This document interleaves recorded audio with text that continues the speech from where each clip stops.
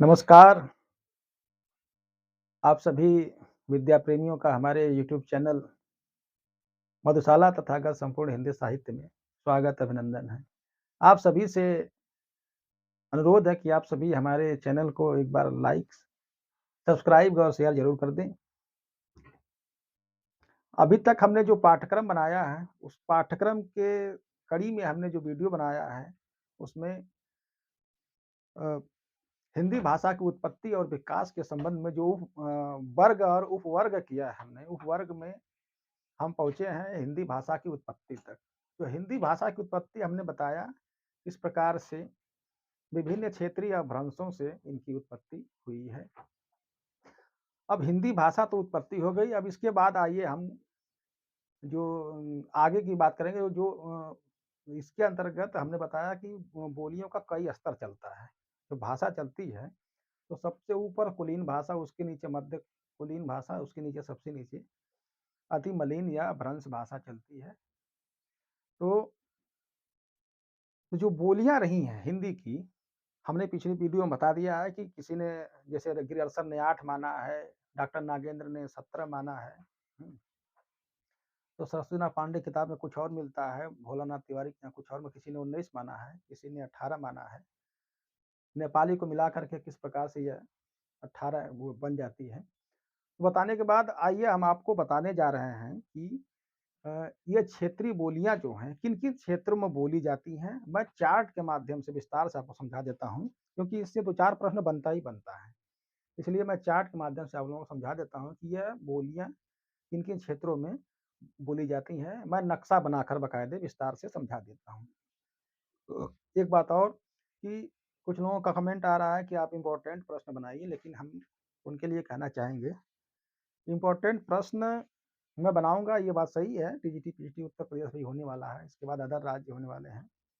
लेकिन मैं जो चैनल बनाया हूँ, इस पे जो विद्यार्थी प्राथमिक स्तर से पढ़ना चाहता है, एकदम बिल्कुल ज़ीरो से, बिल्कुल थ्योरेटिकल और प्रैक्टिकली दोनों, मैं व्यावहारिक रूप से भी पढ़ाऊँगा, सैद्धांतिक रूप से भी आप लोगों को विस्तार से पढ़ाऊँगा, क्योंकि कॉम्पिटिशन बहुत हाई है और कॉम्पिटिशन में शॉर्टकट कुछ भी नहीं है। इसलिए आप अगर विस्तार से जानेंगे, तो आप देखे होंगे जब रिज़ल्ट आता है, तो एक प्रश्न के पीछे पचासों हज़ार, बीसों हज़ार, लाखों की संख्या में भीड़ छँट जाती है। अब मैं नहीं चाहता हूँ कि हमारे विद्यार्थी किसी एक प्रश्न से छँट जाएँ, इसलिए मैं संपूर्ण सिलेबस तैयार किया हूँ, हमारी टीम ने तैयार किया है और मैं एक-एक पार्ट को विस्तार से पढ़ाऊँगा, भले ही समय लगेगा, लेकिन आपका तैयार हो जाएगा और उनके लिए जो पहले से तैयारी कर रहे हैं, उनके लिए विशेष प्रश्न मैं हर हफ्ते 125 प्रश्न या 100 प्रश्न बना के डालता रहूँगा, उनको आप लोग ज़रूर देखिएगा। तो आइए शुरू करते हैं, क्षेत्रीय बोलियों का क्षेत्र नक्शा के माध्यम से, यानी कि चार्ट के माध्यम से। दोस्तों, आप इसको जो पीछे देख रहे हैं, इसको मान लीजिए यह भारत का नक्शा है, यह उत्तर भारत का नक्शा है। ख़ास तौर से जो हिंदी का क्षेत्र, हिंदी बहुल क्षेत्र है, वैसे तो भारत के सभी राज्यों में लगभग कुछ न कुछ बोली जाती है, समझी जाती है, इसलिए इसको राष्ट्रभाषा का दर्जा दिया गया है और भारत की जो कामकाज की सरकारी कामकाज की भाषा है, वो हिंदी है, इसलिए इसे राजभाषा का दर्जा दर्जा दिया गया है और इसकी जो लिपि है, वो देवनागरी लिपि है। इसकी प्राचीन प्राथमिक लिपि जो है, वो ब्राह्मी लिपि है। इसके बारे में आगे हम विस्तार से पढ़ाएँगे। तो आइए हम जानते हैं हिंदी भाषा की जो बोली रही है, जो हिंदी भाषी क्षेत्र हैं, उत्तर प्रदेश, ख़ास तौर से बिहार, झारखंड, कुछ बंगाल का भाग, थोड़ा बहुत छत्तीसगढ़ का, मध्य प्रदेश, राजस्थान, थोड़ा बहुत महाराष्ट्र का थोड़ा बहुत भाग, गुजरात का ख़ास तौर से राजस्थान, पश्चिमी हिंदी के अंतर्गत और हरियाणा, पंजाब, हिमाचल प्रदेश, दिल्ली, कुरुक्षेत्र, करनाल वगैरह का क्षेत्र थोड़ा बहुत, नेपाल का थोड़ा बहुत क्षेत्र, इतना क्षेत्र को कवर करती है हिंदी की जो बोलियाँ हुई या इस क्षेत्रों में हिंदी की बोलियाँ हैं और उनकी बोलियों का प्रतिनिधित्व करती है हमारी समृद्धशाली भाषा हिंदी। तो आइए हम चार्ट के माध्यम से जानें कि कौन-कौन सी बोली किस-किस क्षेत्र में बोली जाती है। तो दोस्तों, ये नक्शा मान लीजिए भारत का है, उत्तर भारत का नक्शा है। यह नक्शा पर यह पूर्वी भाग, यानी कि पूरब का भाग, यह पश्चिम का भाग जान लीजिए, यह उत्तर का भाग है और यह दक्षिण का भाग है। इस नक्शे को आप समझ लीजिए। और ख़ास तौर से जहाँ-जहाँ बोलियाँ जो बोली जाती है उसको मैं इस तरह से थोड़ा-थोड़ा बना कर के उनके बारे में लिख करके बताता जाऊँगा कौन-कौन सी बोलियाँ किस क्षेत्र में बोली जाती हैं। तो सबसे पहले आइए हम बताते हैं, जो बिहारी भाषा के अंतर्गत यानी कि बिहारी जो उपभाषा है यानी कि विभाषा है हिंदी की, उसके अंतर्गत जो बोलियाँ हैं, उसके बारे में जान लीजिए। तो उनमें कौन-कौन से हमने बताया पिछली वीडियो में, भोजपुरी, मगही और मैथिली। तो भोजपुरी में सबसे पहले आकर जान लीजिए कि भोजपुरी बोली किन-किन क्षेत्रों में बोली जाती है। तो आप इसको बिल्कुल बाकायदे नक्शा बनाकर लिख सकते हैं। अगर लिख लेंगे तो पक्का इसमें 3-4 प्रश्न फँसना ही फँसना है। 3 से 4 प्रश्न हर कॉम्पिटिशन में पूछता है, चाहे वो कोई कॉम्पिटिशन हो हिंदी विषय का अ, शिक्षक बनने के लिए, वो पूछता ही पूछता है। ये तो टेट और सुपर टेट में भी आज तक पूछने लगा है, पूछता भी है। इसके अलावा जो पुलिस के भर्ती वगैरह देखते हैं उनके लिए भी इम्पोर्टेंट है। इससे प्रश्न बनता ही बनता है। एसएससी में भी बनता है थोड़ा बहुत। तो आप जान लीजिए कि भोजपुरी बोली का क्षेत्र, जो भोजपुरी भाषा है या बोली है, विभाषा एक तरह से कहिए, इसके ऊपर तो ये बिहारी के अंतर्गत आती है, जो मागधी अपभ्रंश से इसका विकास हुआ है। तो भोजपुरी इकार बहुला बोली है या भाषा है। भोजपुरी में हमेशा इकार आता है। ईकार, इकार आपने देखा होगा, जो भी भोजपुरी क्षेत्र में वो तो जानते हैं कि अइली, गइली, खइली, नहैली, उठली, बैठली, लगभग ईकार बहुला लगभग इसमें इकार करके इसमें लास्ट में गिरता है। तो भोजपुरी की जो पहचान है वो सबसे बड़ी कि जब बोलेंगे, जैसे हम बोलत ला या जैसे हम बोलत ला कि हम भोजपुरी कौन बोला भैया, इकार बोला है। जिनमें कहा कि अभी हम उठली है, फिर खैली है, खाना बनौले है, खाना बनौले के बाद आप लोग खाली सिलेबस तैयार कर लिए, तैयार करने के बाद आप कुछ चैनल तैयार करके आप लोगों से बात हम करत हई भैया।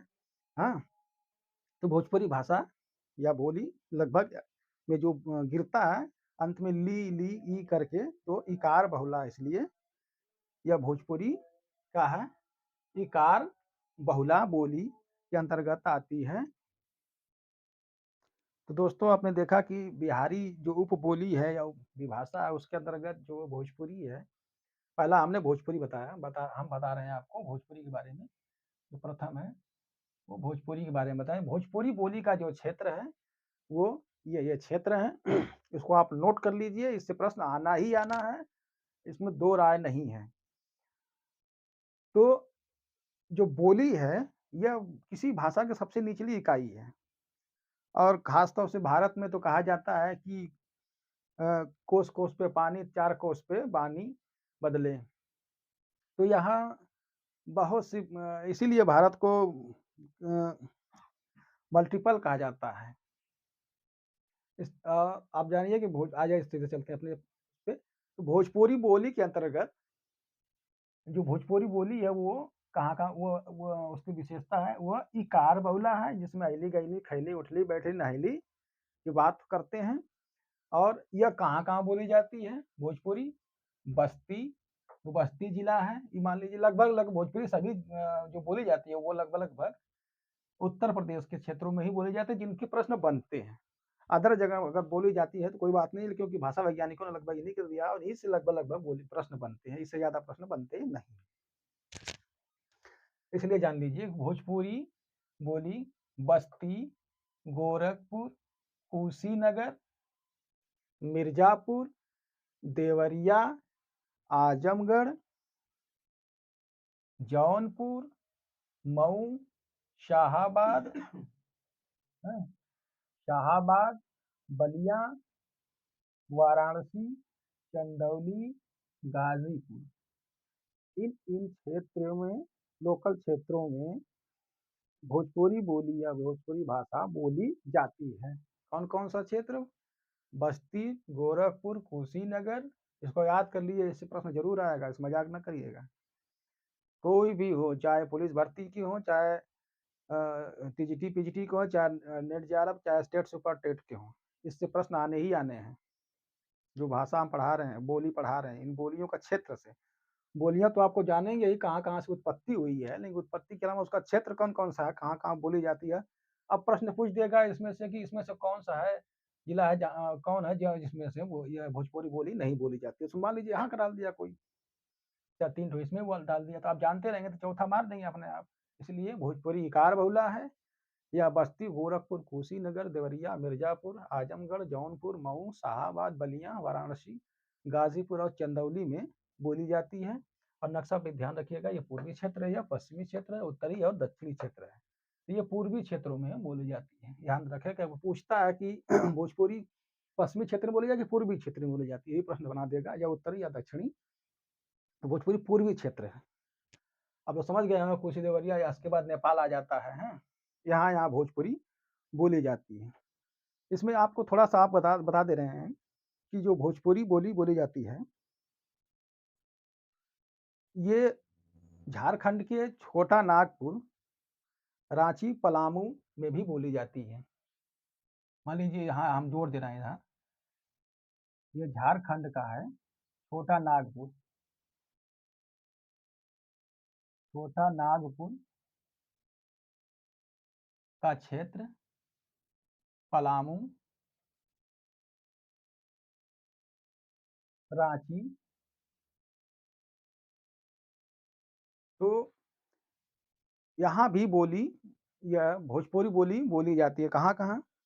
छोटा नागपुर, रांची, छोटा नागपुर, पलामू और रांची, यहाँ भी यह बोली बोली जाती है। इसका प्रश्न बन चुका है कि इनमें से कौन जगह है जहाँ नहीं बोली जाती है।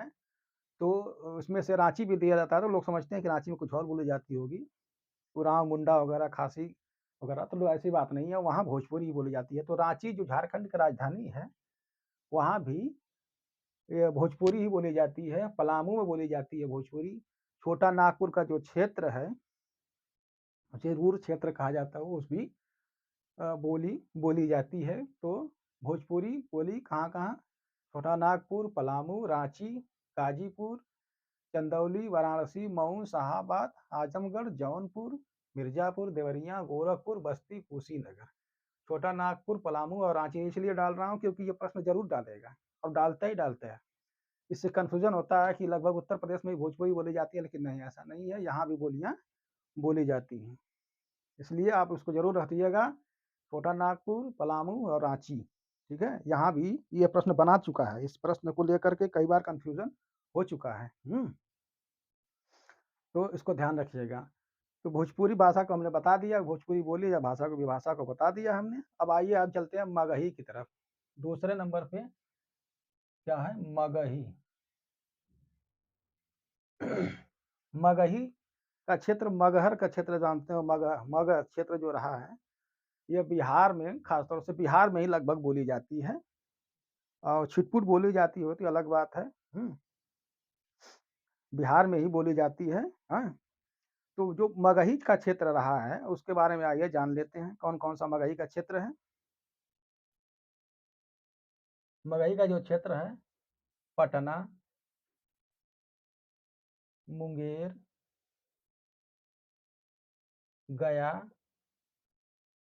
देखिए ध्यान दीजिएगा, ये मान लीजिए नक्शा हमने बना दिया है, ये उत्तर प्रदेश का हो गया, बिहार का हो गया। अब ये मत सोचिए कि बिहार इसे नीचे ही है, ये हम आपको समझने के लिए बता दे रहे हैं। यहाँ से अलग करेंगे धीरे से।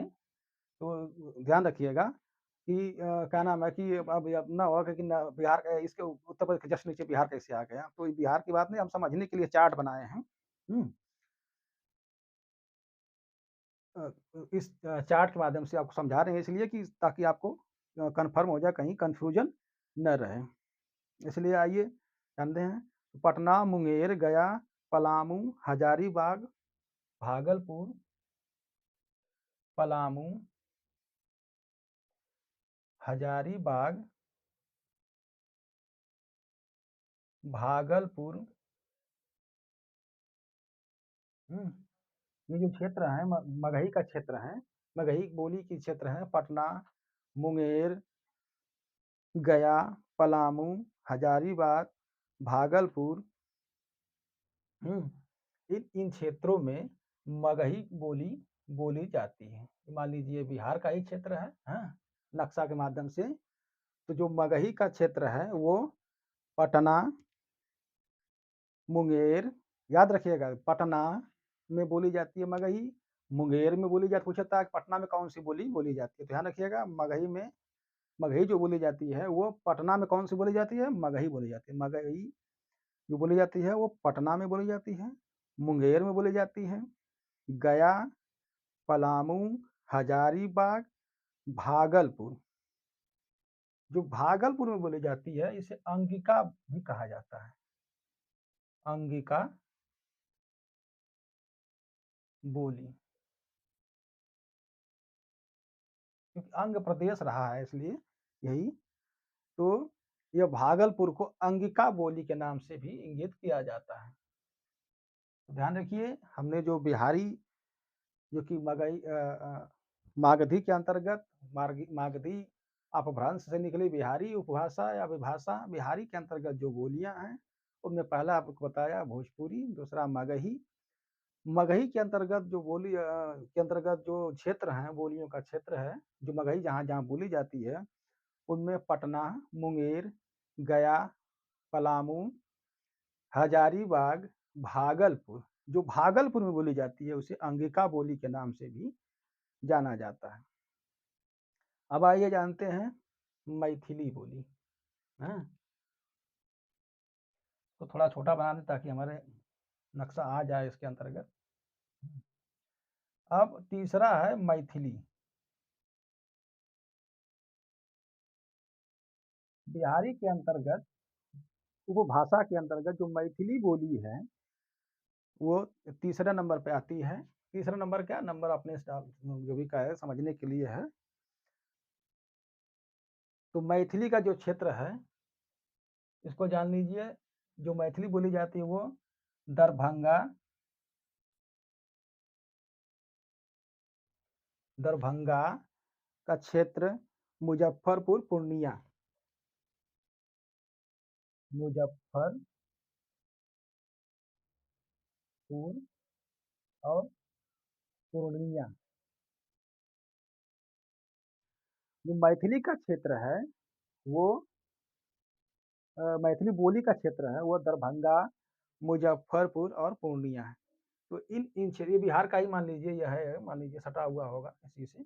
तो हमने बता दिया कि भोजपुरी बोली बस्ती, गोरखपुर, कुशीनगर, देवरिया, मिर्जापुर, आजमगढ़, शाहाबाद, मऊ, बलिया, जौनपुर, वाराणसी, गाजीपुर, चंदौली, उधर नागपुर, छोटा नागपुर, पलामू, रांची, मगही, पटना, मुंगेर, गया, पलामू, हजारीबाग, भागलपुर। भागलपुर में जो बोली जाती है मगही उसको अंगिका बोली के नाम से जाना जाता है। अंगिका बोली अगर पूछता है कि किसके अंतर्गत आती है तो बिहारी के अंतर्गत ही है, क्योंकि मगही के अंतर्गत है। यानी कि भागलपुर में कौन कौन सी बोली जाती है, कौन सी बोली, अंगिका बोली पूछता है। ये पूछा है प्रश्न इसलिए हमने इसको डाल दिया है, तो ध्यान रखिएगा। और तीसरा हमें बताया मैथिली का क्षेत्र। जो मैथिली बोली बोली जाती है उसका जो क्षेत्र है वह दरभंगा, मुजफ्फरपुर, पूर्णिया, इन तीन क्षेत्रों में मैथिली का क्षेत्र है जो मैथिली बोली बोली जाती है। अब आइए हम चलते हैं पूर्वी हिंदी की तरफ। हमने आपको नक्शा में पिछले वीडियो में बता दिया है पूर्वी हिंदी के अंतर्गत कौन कौन सी बोली, पूर्वी हिंदी जो उपभाषा, पूर्वी हिंदी यानी कि अर्धमागधी अपभ्रंश से निकली है पूर्वी हिंदी। पूर्वी हिंदी के अंतर्गत कौन कौन सी जो बोलियां आती हैं वो हम आपको बता दें। तो बोलियां क्या कौन कौन सी आती हैं, उसके अंतर्गत आती हैं अवधी, बघेली और छत्तीसगढ़ी। यह पूर्वी हिंदी के अंतर्गत आती है। कौन सी, अवधी, बघेली, छत्तीसगढ़ी। अब आइए जानते हैं कि अवधी कहाँ कहाँ, अवधी का जो क्षेत्र है उसकी कहाँ कहाँ है, कहाँ कहाँ बोली जाती है, क्योंकि पूछता है कि अवधी कहाँ कहाँ नहीं बोली जाती है, तो वो इसके लिए आप लोग जान लीजिए। अवधी का क्षेत्र ये हो गए अवधी, अवधि, अवधि का क्षेत्र जो है अवधि में बड़ी की मात्रा लगा देते हैं, अवधि बोली। तो अवधि बोली का जो क्षेत्र है उसको जान लीजिए। अवधी कहाँ बोली जाती है? खीरी में बोली जाती है। बहराइच अवधी कहाँ बोली जाती है? खीरी, बहराइच, सीतापुर,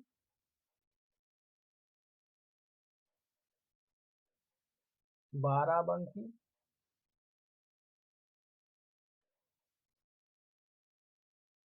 कहाँ कहाँ? खीरी, बहराइच, बाराबंकी, खीरी, बहराइच, बाराबंकी, सीतापुर, बस्ती,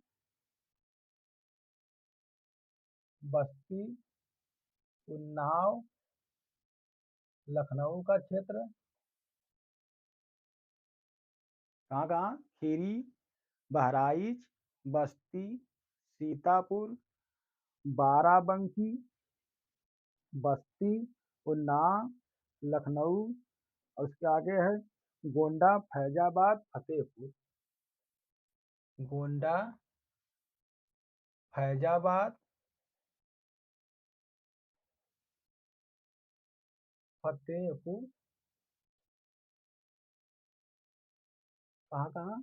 बस्ती, खीरी जो अवधी बोली है कहाँ कहाँ है? यह खीरी, बहराइच, सीतापुर, बाराबंकी, बस्ती, उन्नाव, लखनऊ, गोंडा, फैजाबाद, फतेहपुर, रायबरेली, सुल्तानपुर, रायबरेली, सुल्तानपुर, सुल्तानपुर, प्रतापगढ़, इलाहाबाद। देखिए इलाहाबाद, इलाहाबाद, प्रतापगढ़, चित्रकूट, बांदा। कहाँ कहाँ? इलाहाबाद, प्रतापगढ़, बांदा, चित्रकूट, सुल्तानपुर। थोड़ी बहुत इधर मिर्जापुर का जो क्षेत्र है, मिर्जापुर, यहाँ अंशतः बोली जाती है।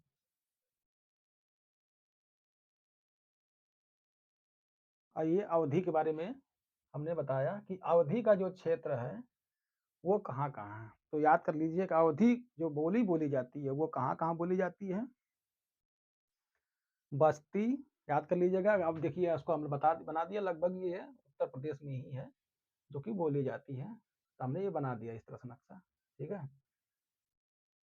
तो अवधि का जो क्षेत्र है, अवधि बोली का जो क्षेत्र है, अवधि बोली का क्षेत्र है खीरी, बहराइच, सीतापुर, बाराबंकी, बस्ती, उन्नाव, लखनऊ, गोंडा, फैजाबाद, फतेहपुर, रायबरेली, सुल्तानपुर, प्रतापगढ़, चित्रकूट, बांदा, अंशतः मिर्जापुर। यह अमेठी में भी बोली जाती है। तो अवधि बोली का जो क्षेत्र है वो लगभग यही क्षेत्र है और यहीं पर बोली जाती है। जो प्रश्न अभी तक बने हैं वो यही बनते हैं कि अवधि बोली इन किन क्षेत्रों में बोली जाती है। तो कौन कौन सा क्षेत्र है याद कर लीजिए। बस्ती, सुनिएगा, सुनने से जल्दी कंफर्म होगा और इसको आप नक्शा पर उतारिएगा। जब स्वयं बनाएंगे नक्शा तो समझ में आ जाएगा। तो पूर्वी हिंदी के अंतर्गत जो अवधि बघेली छत्तीसगढ़ी है उसमें पहली बोली हम बता रहे हैं अवधि बोली। जो अवधि का जो क्षेत्र है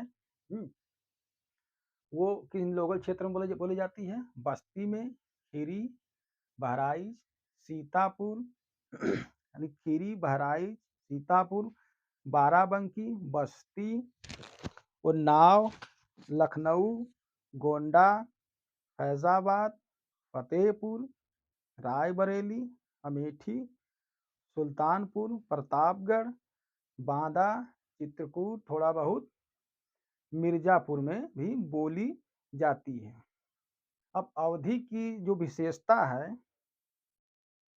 इसकी विशेषता यह है कि यह तद्भव बहुला है। अवधि क्या है? तद्भव बहुला बोली है। अवधी बोली या अवधी भाषा की मान लीजिए उस क्षेत्र की तो भाषा है, तो जो अवधी बोली है यह तद्भव बहुला पूछता है कि ये किस तरह की, जैसे इस पर हम होता ना यह इकार बहुला भोजपुरी है, तो अवधि क्या है, अवधि तद्भव, तद्भव जानते ही हैं, तत्सम होता है जो मूल मूल शब्द होते हैं जो जिनमें विगार अभी तक नहीं हुआ है, इतने कालों तक वो अपने स्वतंत्रता को बनाए रखे हैं, अस्तित्व को, जिनमें विकार उत्पन्न हो गए हैं वो तद्भव हो गया है, यानी कि बिगड़ा हुआ रूप। ठीक है, अवधि को तद्भव बहुला बोली या भाषा कहा जाता है। इसमें जो हमने बताया इकार बहुला ई करके आता है, तो जब अवधि बोलते हैं इसमें ऐ औ पूछता है कि ऐ औ किस में आता है, कि तो पूछता है, जब चार ऑप्शन दे देगा कि ऐ औ या अगर है तो यह कौन सी बोली है, तो आप ध्यान रखिएगा अवधि बोली है।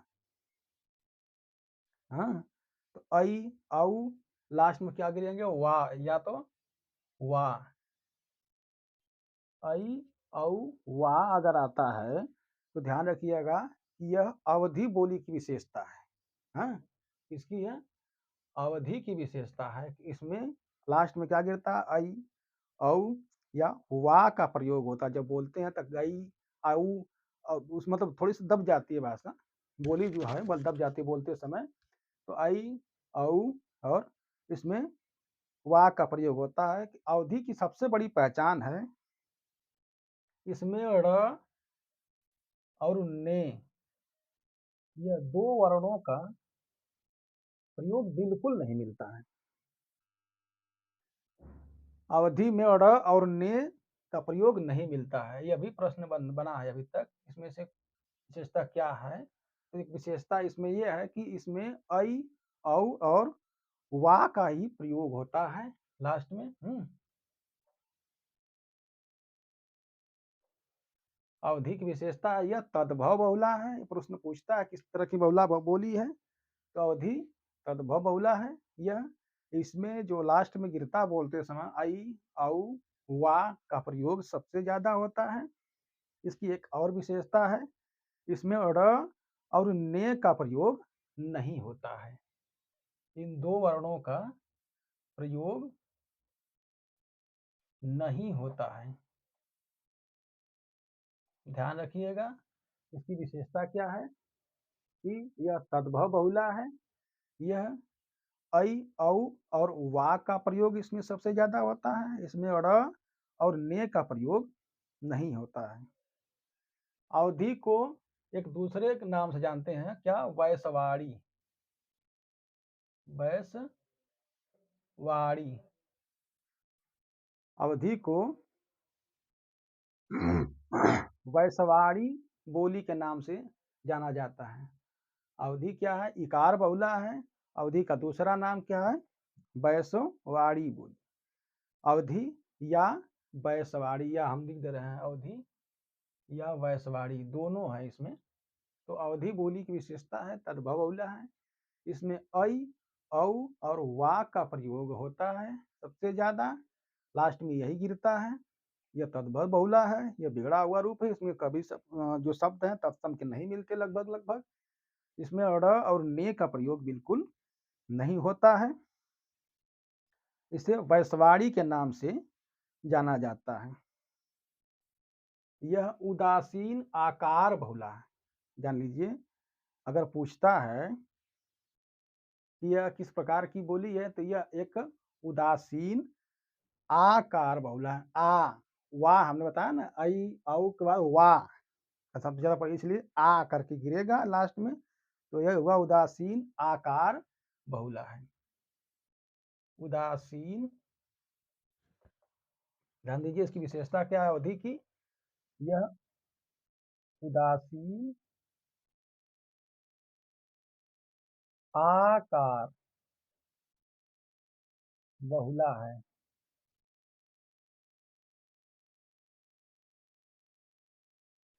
अवधि क्या है, यह उदासीन आकार बहुला बोली है। इसकी विशेषता क्या अवधि की, जो अवधि बोली जो पूर्वी हिंदी के अंतर्गत आती है। अवधी की विशेषता है कि इसे बांसवाड़ी के नाम से जानते हैं। यह उदासीन आकार बहुला है। अवधी बोली क्या है? उदासीन आकार बहुला, आ करके गिरेगा। हमने बताया कि यह तद्भव बहुला है और यह ऐ, औ और वा का प्रयोग से बोली जाती है। इसमें वा आ करके लगभग गिरता, औ लगभग उसमें आ का ही है, इसलिए इसको आकार, उदासीन आकार बहुला के नाम से, यानी कि इसकी विशेषता है कि जब यह बोली जाती है तो यह उदासीन आकार बहुला के नाम से जानी जाती है। तो उदासीन आकार बहुला है। वह प्रश्न बनता है कि उदासीन इकार बहुला है, उकार बहुला है या अकार बहुला है। तो अवधि क्या है? उदासीन आकार बहुला है। यह तद्भव बहुला है कि तत्सम बहुला है? तद्भव तत्सम दोनों का प्रयोग होता है? नहीं, यह तद्भव बहुला है। अवधि को बांसवाड़ी के नाम से जानते हैं। यह भी प्रश्न बनता है। और एक प्रश्न बनेगा कि कौन सी बोली इसमें से है जिसमें ऐ और वा का प्रयोग होता है? तो इसमें मारेंगे तुरंत अवधि को मार देंगे, क्योंकि टीजीटी पीएचडी में पूछा, नेट में पूछा है। ध्यान रखिएगा। तो ऐ औ और वा का जो प्रयोग होता है वह अवधि में होता है। इसमें एक प्रश्न और बनता है कि कौन सी इसमें से बोली है जिसमें ड़ और ने का प्रयोग नहीं होता है? तो अवधि की एक विशेषता है कि इसमें ड़ और ने का प्रयोग बिल्कुल नहीं होता। अगर कुछ होंगे तो अपवाद होंगे। तो ध्यान रखिएगा, अवधि में ड़ और ने का प्रयोग नहीं होता। यह प्रश्न बना है। अवधि को उदासीन आकार बहुला कहते हैं। अब आइए बघेली की तरफ चलते हैं। तो इसको मान लीजिए बघेल खंड है। यहाँ जो रुहेल खंड आप जानेंगे, यहाँ जो पश्चिमी क्षेत्र है, पश्चिमी में जो सहारनपुर वगैरह वगैरह हैं सब, ये क्या नाम है कि ये रुहेल खंड है, ये बघेल खंड है। तो ध्यान रखिएगा, रुहेल खंड और बघेल खंड के बीच अक्सर प्रश्न बनाए जाते हैं। तो लोग अक्सर रुहेल खंड को बघेल खंड समझ लेते हैं, बघेल खंड को रुहेल खंड समझ लेते हैं। तो बघेली बघेल खंड में, तो बघेल खंड जो हमारा है, जो खंड है, ये यहाँ है। ठीक है। जब आप उत्तर प्रदेश का नक्शा देखेंगे, उत्तर प्रदेश का नक्शा के नीचे जब ये बघेल खंड यानी कि एमपी में घुसेंगे, तो यह बघेल खंड का क्षेत्र आता है। और ये उत्तर प्रदेश का जो पूर्वी उत्तरी क्षेत्र है, यह रुहेल खंड का क्षेत्र है। तो इसलिए रुहेल खंड और बघेल खंड में आप कंफ्यूजन मत होइएगा। तो बघेली के लिए बघेल खंड ये हम बना रहे हैं, बघेल खंड, बघेल खंड, ये हो गया आपका बघेल खंड। तो बघेल खंड में कौन कौन सी बोली बोली जाती है? कौन कौन सा क्षेत्र है जो बघेली, बघेल खंड में क्या बोली जाएगी? बघेली, बघेली। तो बघेली बोली है जो, वो बघेल खंड में बोली जाती है। बघेल खंड का क्षेत्र लगभग मध्य प्रदेश में पड़ता है। ये इसकी कुछ सीमाएं आपके छत्तीसगढ़ से लगती हैं। तो ध्यान रखिएगा, नक्शा में उत्तर प्रदेश मान लीजिए, उसके नीचे ये है बघेल खंड, यानी एमपी का क्षेत्र है। जो बघेली बोली बोली जाती है वो कहाँ कहाँ बोली जाती है, इसको जान लीजिए। मिर्जापुर, ये हमने कहा ना अंशतः यहाँ ये अवधि बोली जाती है, तो यहाँ बघेली भी हो जाती है धीरे धीरे। ठीक है। मिर्जापुर बघेली क्षेत्र देखिएगा कि बघेली जो क्षेत्र बोली बोली जाती है वो मिर्जापुर, बालाघाट, इसको नोट कर लीजिए क्योंकि ये प्रश्न बनेगा, दमोह,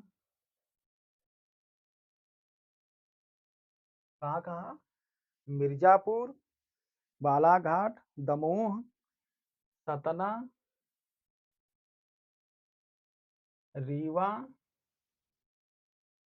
मिंडला, कहाँ कहाँ बोली जाती है? बघेल खंड की जो बोली है बघेली, मिर्जापुर, बालाघाट, दमोह, रीवा, मिंडला, सतना, नागौर, मैहर, जबलपुर, नागौर, मैहर, जबलपुर, बघेली का क्षेत्र है, उसको ध्यान रखिएगा क्योंकि प्रश्न बहुत बने हैं। सबसे ज़्यादा प्रश्न ये बनते हैं, जबलपुर में कौन सी बोली बोली जाती है? ध्यान रखिएगा, रीवा, सतना, जबलपुर। हाँ, ये ज़्यादा पूछता है, रीवा, सतना, जबलपुर। सबसे ज़्यादा मैहर में कौन सी बोली थी? बघेली बोली जाती है। कौन सी? बघेली। तो बघेली कहाँ-कहाँ बोली जाती है? मिर्ज़ापुर, बालाघाट, दमोह, सतना, रीवा, मेंडला, नागौर, मैहर, जबलपुर और लास्ट में शहडोल। शहडोल। यह भी प्रश्न बहुत ज़्यादा बना है। शहडोल में कौन सी बोली बोली जाती है? या इसमें कौन सी बोली है जो कहाँ बोली जाती है? इसमें से कहाँ नहीं बोली जाती है? तो इस तरह से प्रश्न पूछ सकता है। तो ध्यान रखिएगा, बघेली का जो क्षेत्र है ये बघेल खंड हो गया, ठीक? ये हो गया आपका बघेल खंड, ठीक? ध्यान रखिएगा, जो पूर्वी हिंदी के अंतर्गत जो 3 भाषाएँ आती हैं उसमें बोलियाँ आती हैं, उसमें कौन-कौन सी? अवधि का क्षेत्र हमने बता दिया, उसकी विशेषता बता दिया। बघेली की वो विशेषता बता रहे हैं, बताने जा रहे हैं। बघेली कहाँ-कहाँ बोली जाती है, याद रखिएगा। बघेली मिर्ज़ापुर, बालाघाट, दमोह, सतना, रीवा, मेंडला, नागौर, मैहर, जबलपुर और शहडोल। यह पूछता प्रश्न पक्का बना। इसमें सबसे ज़्यादा प्रश्न पूछा है, शहडोल में कौन सी बोली जाती है? सतना है, जबलपुर में कौन सी बोली जाती है? मिर्ज़ापुर, बालाघाट। इसमें प्रश्न बने ही बने हैं। इनका तो बना ही बना है। तो ध्यान रखिएगा, बघेली का जो क्षेत्र है बघेल खंड है। एक मिलेगा आपको खंड रुहेल खंड। तो रुहेल खंड आपका क्या नाम कि पश्चिम उत्तरी क्षेत्र है, जो कि सहारनपुर वगैरह का जो क्षेत्र है, दिल्ली के आसपास का जो क्षेत्र है, बुलंदशहर, मेरठ, खुर्जा, गाजियाबाद, दिल्ली नगर वगैरह का जो क्षेत्र है, देहरादून का थोड़ा बहुत क्षेत्र है, तो यही मिला करके क्या बनता है? रुहेलखंड। तो रुहेलखंड है, यहाँ पे रुहेलखंड बनेगा, यहाँ पे बघेलखंड। तो बघेलखंड में बघेली बोली बोली जाती है। आइए जानते हैं कि बघेली को किन-किन नामों से जानते हैं। तो बघेली को दूसरा नाम से जानते हैं किससे? गड़बड़ा जा रहा है। तो को बघेली या इस बघेली को हम दूसरे नाम से भी जानते हैं, रिमई या रिमही। रिमई, रिमई या रिमही। तो बघेली बोली जो है, जो वहाँ की भाषा है, जिन क्षेत्रों की, तो इसे जो दर्जा दिया गया भाषा वैज्ञानिकों के द्वारा, तो ये बोली है, लेकिन उन क्षेत्रों में ये भाषा है, तो वहाँ की भाषा बोली जाती है। तो बघेली का जो क्षेत्र है रुहेलखंड, माने बघेलखंड, बघेलखंड और रुहेलखंड में कन्फ्यूजन कर मत होइएगा, क्योंकि इसमें कन्फ्यूजन से ही अक्सर प्रश्न गलत होते हैं और कई लोगों का प्रश्न इस तरह से गलत हो चुका है। तो बघेली को बघेली या रिमई या रिमही के नाम से भी जाना जाता है। कभी-कभी बघेली ना पूछ करके रिमई भाषा कहाँ बोली जाती है, तो रिमई, शहडोल या कुछ भी डाल सकता है। यहाँ कहाँ नहीं बोली जाती है तो प्रतापगढ़ डाल देगा, मान लीजिए दरभंगा डाल दिया कि यहाँ नहीं बोली जाता, आपको पता है। या रिमई डाल दे या रिमही डाल दे या बघेली, इन तीनों नामों को यह डाल सकता है। प्रश्न इस तरह से बनते हैं। तो बघेली को रिमई, रिमही या रिमई, बघेली या रिमही के नाम से जाना जाता है। बघेली की एक विशेषता है कि जिस प्रकार से अवधि की विशेषता है कि अवधि उदासीन आकार बहुला है, तो बघेली भी क्या है? ये अवधि उदासीन आकार बहुला है। उसी तरह से जो बघेली बोली है, यह भी उदासीन आकार बहुला है। तो उसमें पूछ सकता है इसमें से कौन सी नहीं है, तो बघेली और अवधि क्या है? यह आकार बहुला है, उदासीन आकार। ये उदासीन लिखा है, ध्यान रखिएगा गड़बड़ाए ना। उदासीन आकार बहुला, उदासीन आकार बहुला। तो बघेली और अवधि दोनों की विशेषता क्या है? उदासीन आकार बहुला। इसमें आ वा ज्यादा गिरता है, जब बोलते हैं तो आ वा करके बहुत ज्यादा गिरता है, इसलिए यह बघेली उदासीन आकार बहुला है। यह इसको रिमई या रिमही या बघेली के नाम से जाना जाता है। यह मिर्जापुर, बालाघाट, दमोह, सतना, रीवा, मिंडला, नागौर, मैहर, जबलपुर, शहडोल यहाँ यहाँ बोली जाती है। जो प्रश्न सबसे ज्यादा बनते हैं वो जबलपुर, शहडोल, सतना, मैहर के नाम से ज्यादा बनाए जाते हैं। मिर्जापुर में हमने बताया कि मिर्जापुर में बघेली भी बोली जाती है और अवधी भी बोली जाती है, थोड़ा बहुत अवधी भी, थोड़ा बहुत बघेली भी। तो मिर्जापुर, बालाघाट, दमोह, सतना, रीवा, मिंडला, नागौर, मैहर, जबलपुर, शहडोल रिमही या रिमई या बघेली बोली जाती है, जिसकी विशेषता उदासीन आकार बहुला है। अब आइए हम आपको बताते हैं कि जो पूर्वी हिंदी के अंतर्गत है वो छत्तीसगढ़ी है बोली कहाँ बोली जाती है। तो कैमरा मैन थोड़ा सा नीचे करिए ताकि ये पूरा आ जाए वीडियो यहाँ तक। थोड़ा सा नीचे करिएगा, देखिएगा दोस्तों, ऊपर थोड़ा सा काट रहे हैं, नीचे कर रहे हैं। तो हम नीचे बताने जा रहे हैं कि छत्तीसगढ़ को जगह नहीं बचा, इसलिए हम कैमरा थोड़ा सा नीचे करवा रहे हैं।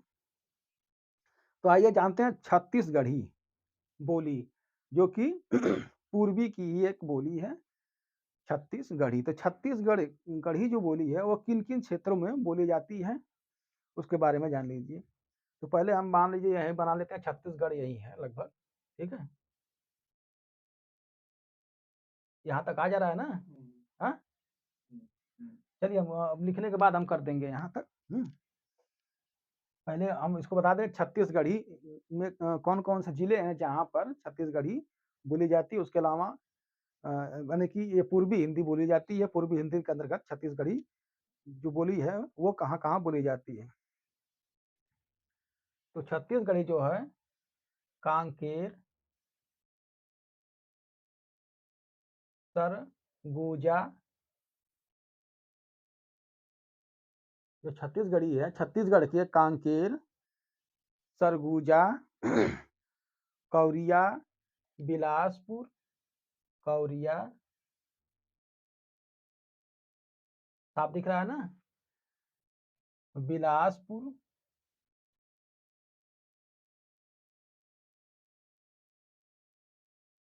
जो छत्तीसगढ़ी है वो कांकेर, सरगुजा, कौरिया, बिलासपुर, खैरागढ़, दुर्ग, नांदगाड़, दुर्ग, खैरागढ़, नांदगांव।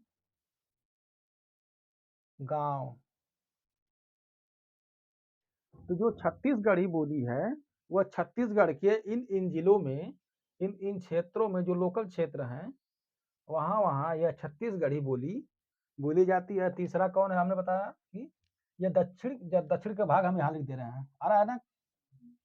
यानी कि ये दक्षिण का भाग है, उत्तर का भाग है, ठीक है। तो तीसरी कौन सी है? छत्तीसगढ़ी, छत्तीसगढ़ी। पूर्वी हिंदी की जो तीसरी बोली है वो है छत्तीसगढ़ी। तो छत्तीसगढ़ी जो बोली है वो कहाँ कहाँ छत्तीसगढ़ के, ये छत्तीसगढ़ राज्य है, ठीक है, छत्तीसगढ़,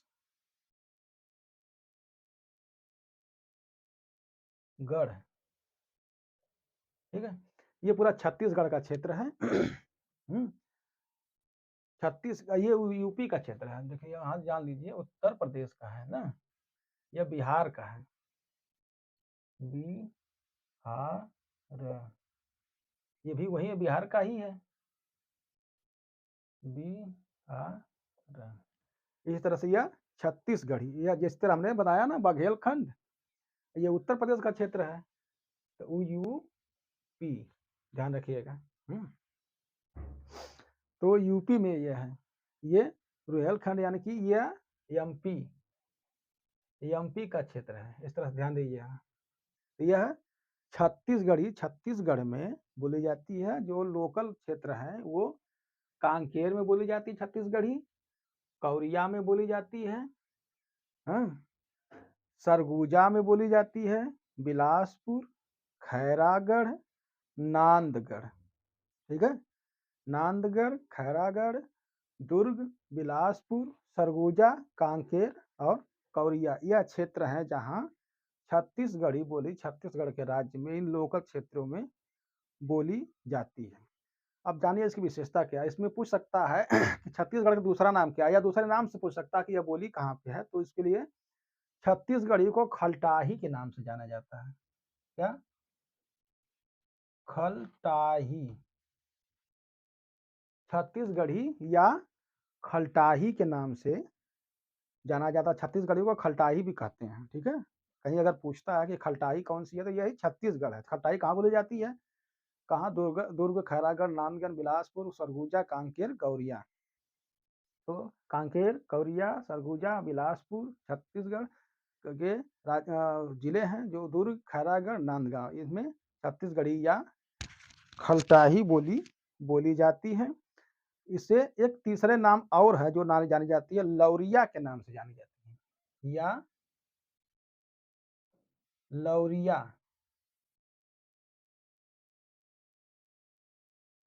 जो छत्तीसगढ़ी है उसकी 3 नाम से जानी जाती है, या तो छत्तीसगढ़ी नाम से होगी, या खलटाही के नाम से होगी, या लौरिया के नाम से होगी। छत्तीसगढ़ी या खलटाही या लौरिया, यह छत्तीसगढ़ी की अन्य नाम है छत्तीसगढ़ी भाषा की। वो वहाँ स्थानीय स्तर भाषा होगी नहीं, लेकिन अब पुस्तकों में ये जो बोली की उपाधि इसको दी गई है, क्योंकि ये लोकल क्षेत्र में बोली जाती है, लेकिन लोकल क्षेत्र में जब पहुँचेंगे तो वहाँ ये भाषा के रूप में प्रयोग होती है, इसलिए वो भाषा होगी।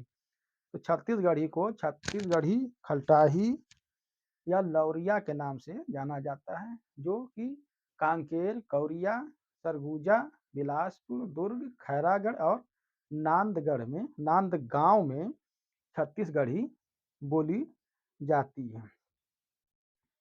छत्तीसगढ़ी की जो विशेषता है, जो बहुला के रूप में है, किस तरह से इसमें लास्ट में गिरता क्या सबसे ज्यादा जो बोलते हैं, इसमें ऊ ज्यादा गिरता है, ऊ। ध्यान रखिएगा कि छत्तीसगढ़ी में ऊ सबसे ज्यादा गिरता है, इसीलिए छत्तीसगढ़ी को उकार बहुला के नाम से जाने जाते हैं। उकार बहुला। छत्तीसगढ़ी क्या है? किस किस किस बहुला की बोली है यह? उकार बहुला के नाम से जानी जाती है। तो छत्तीसगढ़ी या उसका नाम दूसरा है खलटाही, या उसका तीसरा नाम है लौरिया, ठीक है? छत्तीसगढ़ी, खलटाही या लौरिया, जो कि यह ऊकार बहुला के नाम से जानी जाती है। यह इसमें जो गिरता बोलते समय उकार गिरता है लास्ट में, कऊ गाऊ जऊ भाऊ आऊ खाऊ करके इस तरह से उकार गिरता है लास्ट में, इसलिए इसे उकार बहुला के नाम से जाना जाता है। किसको? छत्तीसगढ़ी को। तो ये थी पूर्वी हिंदी की, जो कि अर्धमागधी अपभ्रंश, जो क्षेत्रीय अपभ्रंश रहा है। उन क्षेत्रीय अपभ्रंशों में जो अर्धमागधी अपभ्रंश से पूर्वी हिंदी यानी उपभाषा या विभाषा निकली। पूर्वी हिंदी के अंतर्गत 3 क्षेत्रीय बोलियां हैं, जो इनका क्षेत्र जो है, जो बोली जाती हैं, यहाँ यहाँ बोली जाती हैं। कहाँ कहाँ? अवध का पूरा क्षेत्र, जैसे अवधी की हो गई, बघेली का बघेलखंड का क्षेत्र है। अवधी कहाँ मूल रूप से? उत्तर प्रदेश। यह बघेलखंड यानी कि मध्य प्रदेश। और छत्तीसगढ़ी जो है छत्तीसगढ़ राज्य में इन जिलों में कांकेर, कौरिया, सरगुजा, बिलासपुर, दुर्ग, खैरागढ़, नांदगांव में बोली जाती है। छत्तीसगढ़ी का दूसरा नाम है छत्तीसगढ़ी या खलटाही या लौरिया। यह अंत में इसमें बोलते समय ऊ करके गिरता है, इसलिए यह उकार बहुला है। अब आइए हम चलते हैं, ये तो कंफर्म हो गया होगा, लिखना होगा तो लिख लीजिएगा। अब आइए आपको हम बता दें कि जो दक्षिणी बोली है, दक्षिणी का भी चर्चा किया गया है।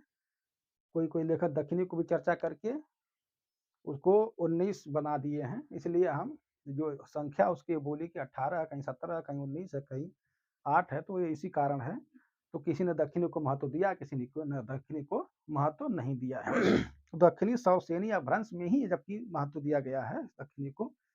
दक्षिणी, दक्षिणी यानी कि दक्षिणी, दक्षिणी, दक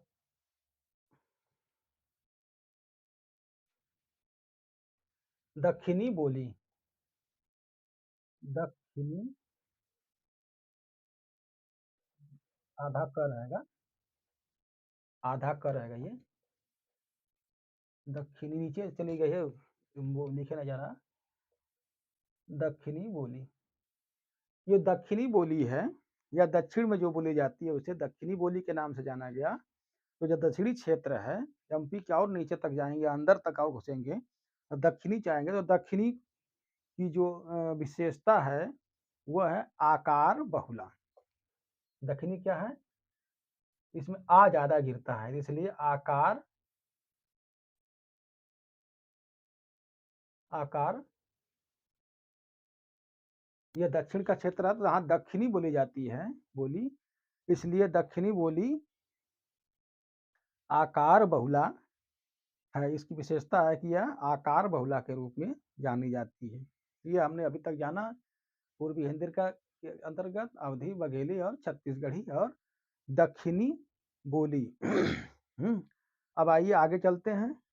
अब थोड़ा सा कैमरा हम इधर करेंगे क्योंकि जगह नहीं बचा है यहाँ पे, तो ऐसा सेटिंग करें कैमरामैन कि उसको यहाँ तक पहुँच जाए। थोड़ा सा रुकिए, रोक देते हैं 1 सेकेंड के लिए। तो दोस्तों हमने बताया अभी दक्षिणी हिंदी, दक्षिणी जो बोली है उसके बारे में बताया। अब आते हैं खड़ी बोली के बारे में हम चर्चा करेंगे। खड़ी बोली कहाँ कहाँ बोली जाती है। खड़ी बोली, जो खड़ी बोली का क्षेत्र है यह कहाँ कहाँ है, क्योंकि हमने जो बताया वितरण किया उसमें खड़ी बोली जो है सौरसेनी अपभ्रंश से निकली हुई है। यह खड़ी बोली जो सौरसेनी अपभ्रंश है यह 5 बोलियों का प्रतिनिधित्व करती है। जो सौरसेनी क्षेत्रीय अपभ्रंश है यह 5 बोलियों का प्रतिनिधित्व करती है। हमने आपको बता भी दिया है, उसमें लिखवा भी दिया है, जिसमें एक है खड़ी बोली, दूसरा राजस्थानी, दूसरा राजस्थानी के बाद गुजराती, पहाड़ी, दक्षिणी। तो यह खड़ी जो सौरसेनी अपभ्रंश है यह 5 बोलियों का प्रतिनिधित्व करता है, या 5 बोलियों का समूह है। क्या, सौरसेनी अपभ्रंश, सौरसेनी अपभ्रंश। जो सौरसेनी अपभ्रंश है यह 5 बोलियों का, सबसे ज्यादा पूछता है कि कौन सा भ्रंश है जो 5 बोलियों का प्रतिनिधित्व करता है, या 5 बोलियों का समूह है, तो कौन सा है। ये प्रश्न बना है इसलिए बता दे रहा हूँ। तो 5 बोलियों का जो समूह है वह सौरसेनी अपभ्रंश है। तो सौरसेनी अपभ्रंश के अंतर्गत एक जो है वो खड़ी बोली है। तो आइए आइए बताते हैं कि खड़ी बोली कहाँ बोली जाती है। तो दोस्तों सबसे पहले जान लीजिए कि हमने बताया एक बघेल खंड है जो जिनको भूगोल में जगह दिया गया है, और दूसरा एक है रुहेल खंड। तो जो रुहेल खंड है, ये रुहेल खंड का क्षेत्र मान लीजिए ये है, यानी कि कौन कौन से जिले आएंगे अभी समझ जाइएगा। रुहेल खंड का जो क्षेत्र कौन कौन सा है, देहरादून का मैदानी भाग, देहरादून का मैदानी भाग, जो देहरादून का मैदानी भाग है यह भी लगभग इसी क्षेत्र में आता है, और यहाँ खड़ी बोली बोली जाती है। सहारनपुर में बोली जाती है, सहारनपुर, गाजियाबाद,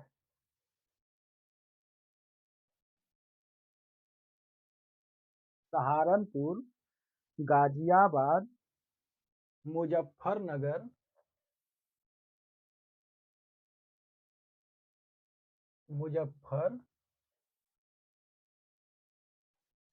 मुजफ्फरनगर, बिजनौर, मुरादाबाद,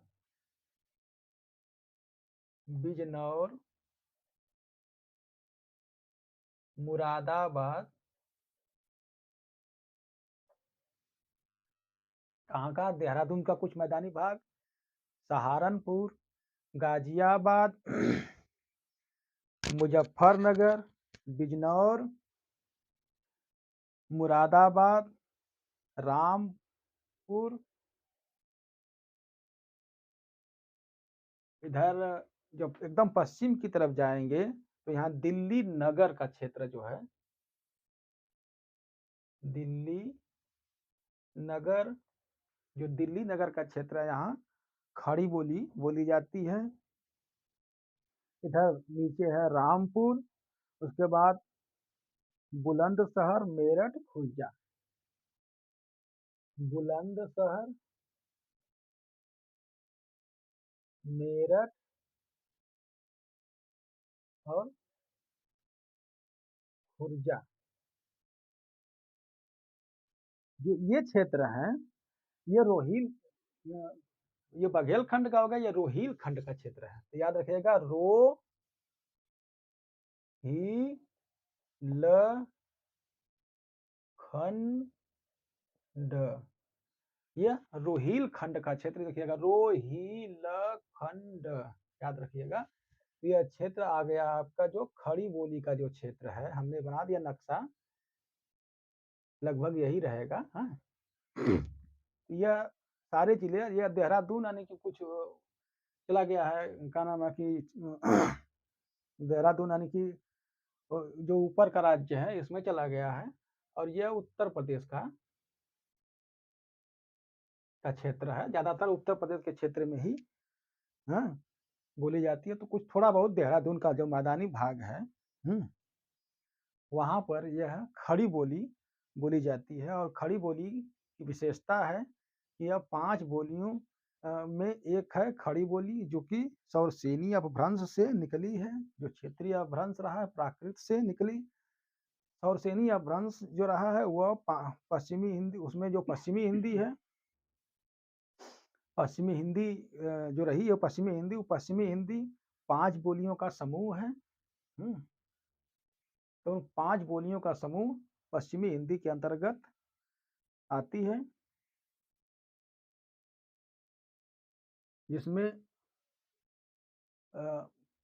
शुरू में हमने थोड़ा बहुत जो आपको कंफ्यूजन कर सकता है कि पश्चिमी हिंदी 5 बोलियों का समूह है, और पश्चिमी हिंदी है सौरसेनी अपभ्रंश के अंतर्गत, इसलिए हमने सौरसेनी को ही बता दिया कि सौरसेनी भी 5 का करती है। लेकिन सौरसेनी में हमने जो बताया, पश्चिमी हिंदी जो है वो 5 बोलियां, ये प्रश्न पूछता कि पश्चिमी हिंदी कितनी बोलियों का प्रतिनिधित्व करती है, इसलिए पश्चिमी बोली 5 बोलियों का प्रतिनिधित्व करती है।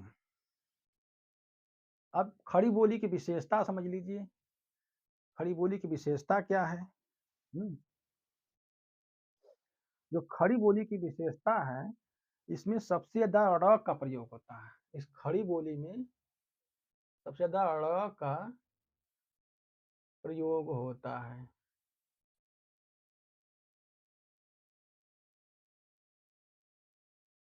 जो खड़ी बोली है, इसमें सबसे ज्यादा ड़ का प्रयोग होता है। दिल्ली या इधर जो रहते होंगे लोग जानते होंगे, मुजफ्फरनगर, गाजियाबाद, दिल्ली नगर, सहारनपुर, बुलंदशहर, मेरठ, खुर्जा, रामपुर, बिजनौर, मुरादाबाद, इन क्षेत्रों में अब जो बोलते हैं उसमें कड़क, यानी कि एक जो भाषा है वो एक टिंगल होती है, एक पिंगल होती है। तो जो डिंगल भाषा, डिंगल यानी कर्कश जो शब्दों का प्रयोग होता है, उनमें सबसे ज्यादा इन खड़ी बोली में यानी कि इन क्षेत्रों में किया जाता है। इसलिए कर्कश में जो ड़ आता है बहुत कर्कश है, और लोग बोलते हैं तो लगभग अड़ बहुत ज्यादा आता है।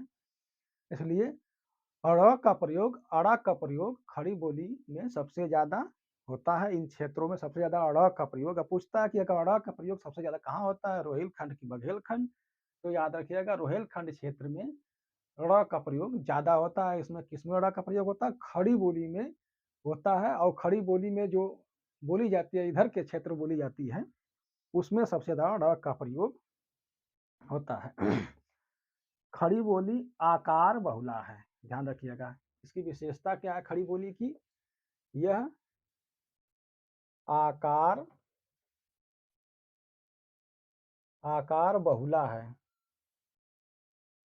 ध्यान रखिएगा, यह आकार बहुला बोली है।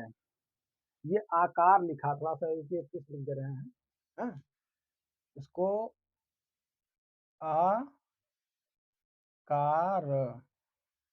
तो खड़ी बोली की विशेषता है, यह आकार बहुला आ इसमें ज़्यादा गिरता है, बोलने के बाद इसमें आ गिरता है। किया, गया, हमने हमने ये काम किया, हम ये गए, हम या गया, ये काम हुआ। इसमें आ का प्रयोग सबसे ज़्यादा होता है, इसलिए खड़ी बोली को आकार बहुला के नाम से भी जाना जाता है। यह आकार बहुला पूछता है कि खड़ी बोली किस बहुला की भाषा है या बोली है, तो आकार बहुला है। इसमें र का प्रयोग सबसे ज़्यादा होता है। खड़ी बोली में जो बोली जाती है वो रोहिलखंड के क्षेत्रों में बोली जाती है या देहरादून का कुछ मैदानी भाग जो कि उत्तराखंड में पड़ता है कुछ उत्तराखंड यानी कि में पड़ेगा, तो देहरादून का जो कुछ मैदानी भाग है यहाँ पर खड़ी बोली बोली जाती है। सहारनपुर में बोली जाती है, मुजफ्फरनगर में बोली जाती है। देख लीजिए ध्यान से, अगर ना समझा तो बोल दे रहा हूँ एक बार। जो खड़ी बोली का क्षेत्र है वो रोहिलखंड के क्षेत्र है। यह देहरादून का मैदानी भागों में बोली जाती है, सहारनपुर में बोली जाती है, दिल्ली नगर में कुछ बोली जाती है, बहुत ज़्यादा बोली जाती है, नहीं कुछ नहीं। गाजियाबाद में बोली जाती है, मुजफ्फरनगर में बोली जाती है, बिजनौर में बोली जाती है, मुरादाबाद में बोली जाती है, बुलंदशहर में बोली जाती है, मेरठ में, खुर्जा में बोली जाती है और रामपुर में। यानी खड़ी बोली का ये क्षेत्र है कौन-कौन से? सहारनपुर, देहरादून का मैदानी भाग, दिल्ली नगर, गाजियाबाद, मुजफ्फरनगर, बिजनौर, मुरादाबाद, रामपुर, दिल्ली नगर, बुलंदशहर, मेरठ, खुर्जा। खड़ी बोली की एक और विशेषता है कि इन जिलों की विशेषता है, क्योंकि जिलों के बारे में पूछेगा कि जो खड़ी बोली का जो मानक रूप है, खड़ी बोली को उसे कहा जाता है जो परिनिष्ठित हो, मानक हो, जिसका मानक रूप हो, जिसे टकसाली या खड़ी या खरी या शुद्ध, तत्सम, बहुला जो भाषा है, शब्द उसमें प्रयोग होता है जो खड़ी है, खड़ी यानी शुद्ध रूप जो आज प्रयोग हो रहा है।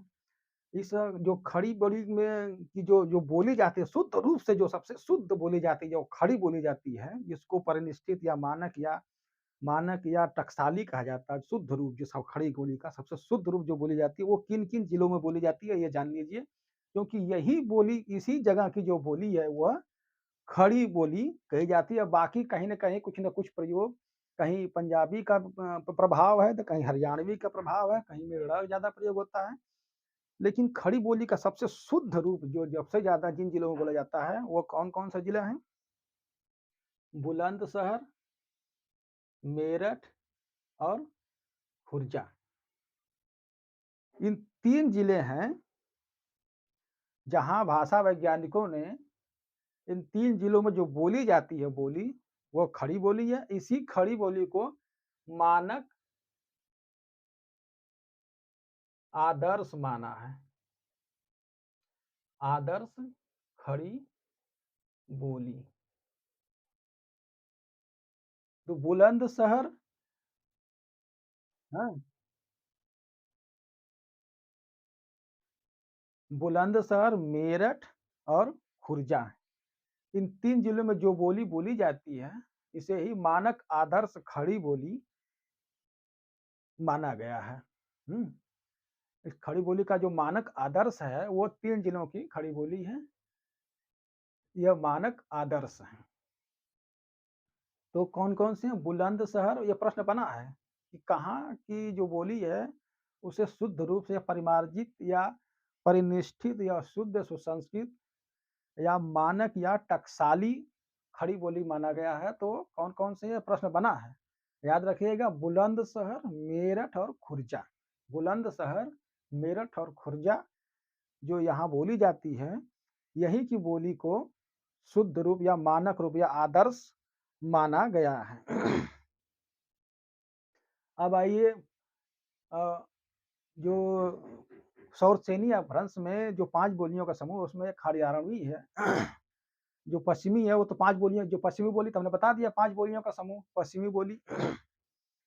हाँ, जो अपने पश्चिमी उपभाषा, सॉरी वो उपभाषा है, उसके अंदर वो 5 बोलियों का जो समूह है, उसमें आइए एक दूसर का आप जानते हैं कौन-सा है? हरियाणवी। हरियाणवी। पहली हो गई खड़ी, दूसरी हो गई हरियाणवी बोली। तो हरियाणवी कहाँ कहाँ बोली जाती है, यह जान लीजिए आप लोग कि हरियाणवी कहाँ कहाँ बोली जाती है। हरियाणवी करनाल, पानीपत,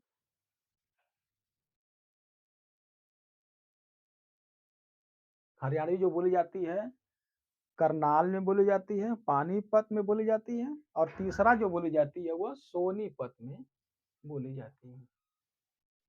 वैसे तो छिटपुट तो कहीं भी बोली जाती होगी, लेकिन इसका वर्चस्व इन्हीं क्षेत्रों में है। कहाँ कहाँ? करनाल, पानीपत और सोनीपत। इन क्षेत्रों में जो बोली जाती है वह हरियाणवी शुद्ध रूप से बोली जाती है। हरियाणवी का एक नाम है बांगरू, हरियाणवी या बांगरू, क्योंकि यह बांगर क्षेत्र है, इसीलिए यह इसे बांगरू के नाम से जानते हैं। ये हो गया, ये क्षेत्र कौन कौन से हो गए? करनाल, पानीपत, सोनीपत, यहाँ पर हरियाणवी बोली बोली जाती है।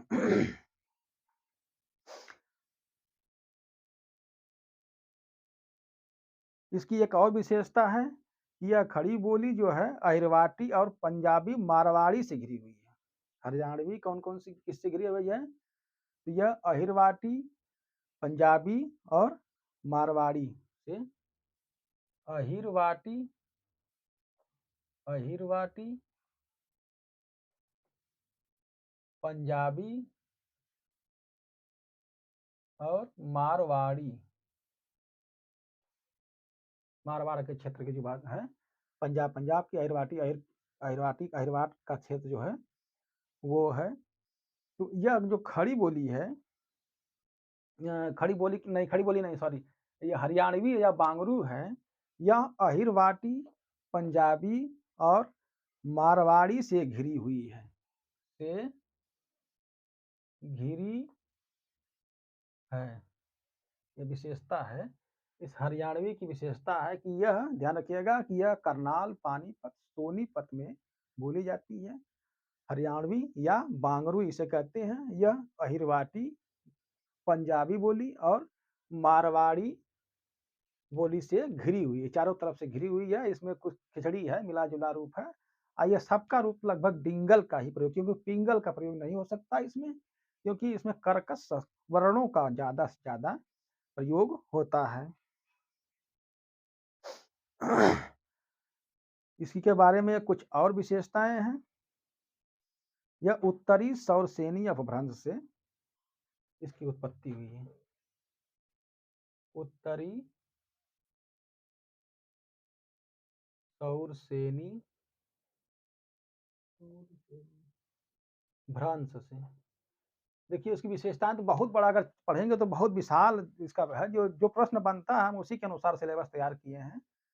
तो इतना ही प्रश्न बनता है कि यह किस अपभ्रंश से है। तो यह सौरसेनी अपभ्रंश तो यह है, तो लेकिन ये उत्तरी का मतलब ये उत्तर क्षेत्र में है लगभग, इसलिए उत्तरी सौरसेनी अपभ्रंश से इसका हरियाणवी या बांगरू का विकास हुआ है। जो हसन खान एक भाषा वैज्ञानिक हैं, जिन्होंने भाषा पर कई किताबें लिखी हैं, तो हसन खान ने इसे हिंदी, मानक हिंदी माना है। इसी हरियाणवी या बांगरू को ही मानक हिंदी माना है। किसने माना है? हसन खान ने। तो हरियाणवी या बांगरू को मानक हिंदी किसने माना है? मानक हिंदी या टकसाली हिंदी या परिमार्जित या शुद्ध हिंदी जो माना है, वो मानक हिंदी इन्होंने हरियाणवी या बांगरू को माना। किसने? यह इसको, हरियाणवी को। ठीक है, ये ना समझ आएगी, क्योंकि इस भ्रंश से इसकी उत्पत्ति हुई, उत्तरी सौरसेनी अपभ्रंश से हरियाणवी या बांगरू की उत्पत्ति हुई है। और हरियाणवी को हसन खान ने मानक हिंदी माना है, जबकि वास्तविक जो मानक हिंदी है वो कहाँ की बोली है? जहाँ मेरठ, बुलंदशहर और खुर्जा, मेरठ, बुलंदशहर और खुर्जा की जो बोली है, ये आदर्श बोली या मानक बोली बोली या मानक मानी गई है, मानक बोली। मानक खड़ी बोली, ठीक है।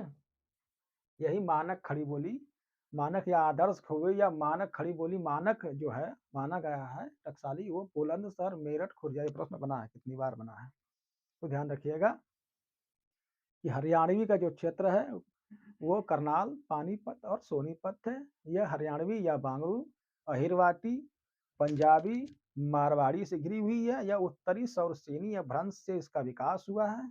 हसन खान ने इसे मानक हिंदी माना है। अब आइए ब्रज भाषा के बारे में जानते हैं। तीसरा है ब्रज भाषा। ब्रज या गायों का समूह,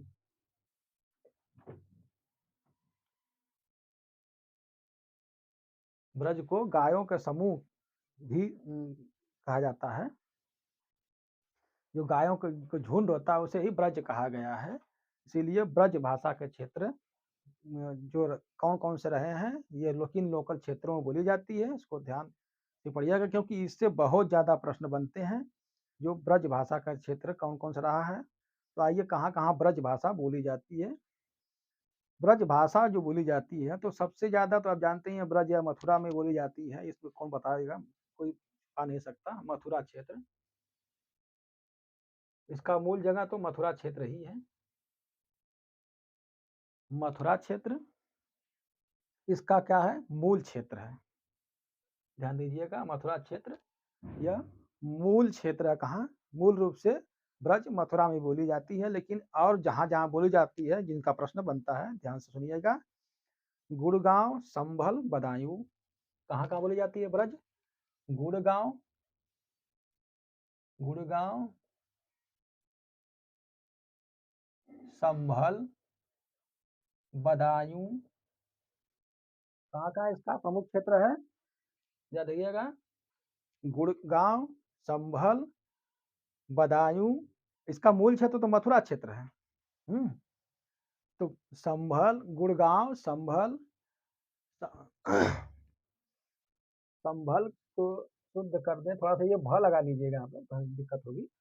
तो गुड़गांव, संभल, बदायूं, इसका प्रमुख क्षेत्र है मथुरा क्षेत्र। और इसके आगे और है अलीगढ़, एटा, करौली, अलीगढ़, अलीगढ़, एटा, करौली, करौली राजस्थान में पड़ता है। अलीगढ़, एटा, करौली, धौलपुर, भरतपुर, मैनपुरी, धौलपुर, भरतपुर, मैनपुरी, कहाँ कहाँ, इसका मुख्य क्षेत्र है मथुरा क्षेत्र। लेकिन यह जो बोली जाती है वो गुड़गांव, संभल, बदायूं, बरेली, बरेली में भी देखिए बोली जाती है, ठीक है, ध्यान रहे। जो लखनऊ के बाद बरेली जो पड़ता है, वहाँ से 30-40-50-60 किलोमीटर करीब है। तो गुड़गांव, संभल, बदायूं, बरेली इसका मथुरा क्षेत्र मूल है। अलीगढ़, एटा, करौली, आगरा, सिकोहाबाद, देखिए आगरा में भी बोली जाती है। ये हो गया आगरा, इधर लिख देते हैं सिकोहाबाद,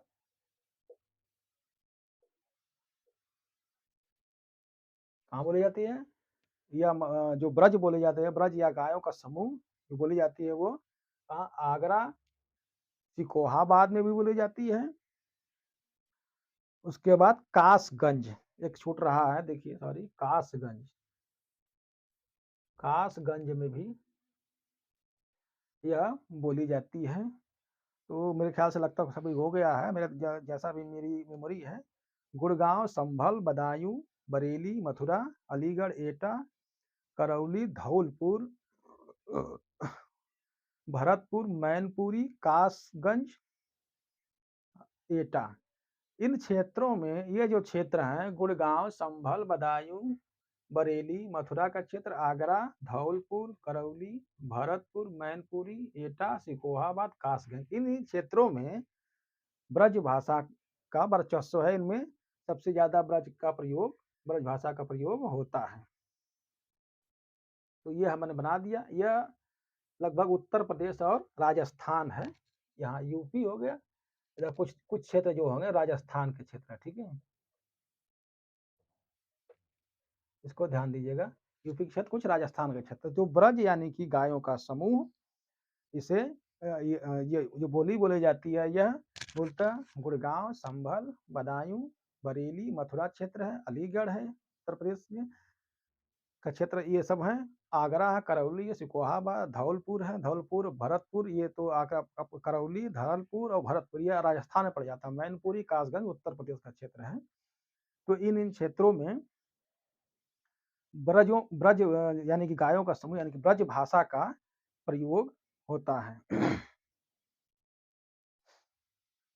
देखिए, हमने बताया है कि उत्तरी सौरसेनी भ्रंश से हरियाणवी का या बांगलू का जिस तरह से विकास हुआ है, उसी तरह से जो ब्रज का विकास हुआ है वह मध्यवर्ती अपभ्रंश से हुआ है। मध्यवर्ती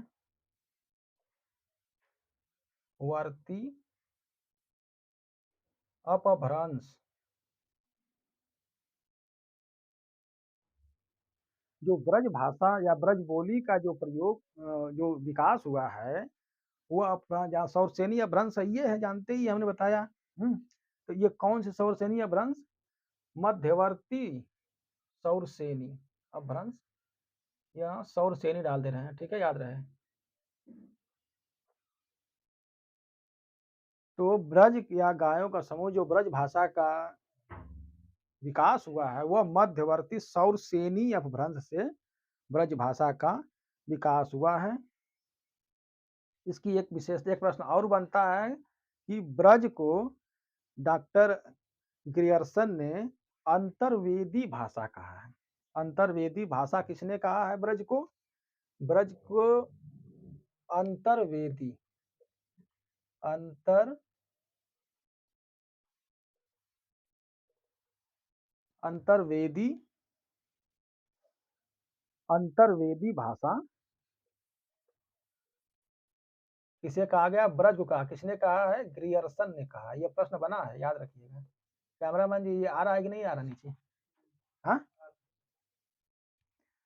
तो ब्रज या गायों का समूह जिसका विकास मध्यवर्ती अपभ्रंश से हुआ है। हरियाणवी या बांगलू का विकास उत्तरी सौरसेनी अपभ्रंश से हुआ है। और ब्रज या गायों का समूह जिसका विकास मध्यवर्ती सौरसेनी अपभ्रंश से हुआ है। यह अंतर्वेदी भाषा है। यह किसने कहा है? डॉक्टर ग्रियर्सन ने कहा है। किस भाषा को कहा है? ब्रज भाषा को कहा। याद रखिएगा, यह प्रश्न बना है। ब्रज भाषा को किसने अंतर्वेदी भाषा कहा है? तो किसने कहा है? डॉक्टर ग्रियर्सन ने। तो अंतर्वेदी भाषा किस भाषा किस या किस बोली को कहा जाता है? तो कौन सी है अंतर्वेदी? ये ब्रज भाषा। किसने कहा? डॉक्टर ग्रियर्सन ने। डॉक्टर ग्रियर्सन ने ब्रज भाषा को अंतर्वेदी भाषा कहा है। ये हो गया ब्रज। ब्रज भाषा या गायों का समूह। यह एक बार और रिपीट कर दे रहा हूँ। मध्यवर्ती अपभ्रंश सौरसेनी अपभ्रंश से, मध्यवर्ती सौरसेनी अपभ्रंश का विकास हुआ है। यह गुड़गांव, संभल, बदायूं, बरेली, मथुरा क्षेत्र इसका मूल है। अलीगढ़, यूपी, एटा, सिकोहाबाद, करौली, धौलपुर, भरतपुर यह राजस्थान में, आगरा, मैनपुरी, कासगंज ये सब उत्तर प्रदेश में है। इन क्षेत्रों में ब्रज का क्षेत्र है। ब्रज का को अंतर्वेदी भाषा डॉक्टर ग्रियर्सन ने कहा है। अंतर्वेदी भाषा कहा गया है ब्रज को, डॉक्टर ग्रियर्सन द्वारा यह कहा गया है। अब आइए, आपको देखिए कैमरा यहाँ आ जाएगा कि नहीं आ जाएगा? थोड़ा सा नीचे तक आ रहा है, तो अगर हो तो थोड़ा सा कैमरा रोक कर सेटिंग कर दीजिए। हो गया? सही है? कैमरा रुके हैं? चलिए कोई बात नहीं रुका है, कोई बात। अब आइए बुंदेली की तरफ चढ़ाते हैं। ब्रज, बुंदेली, कन्नौजी, हरियाणवी हमने बताया ना 5 बोलियों का समूह। उनमें अब आता है बुंदेली का क्षेत्र। चौथा क्षेत्र आता है बुंदेली।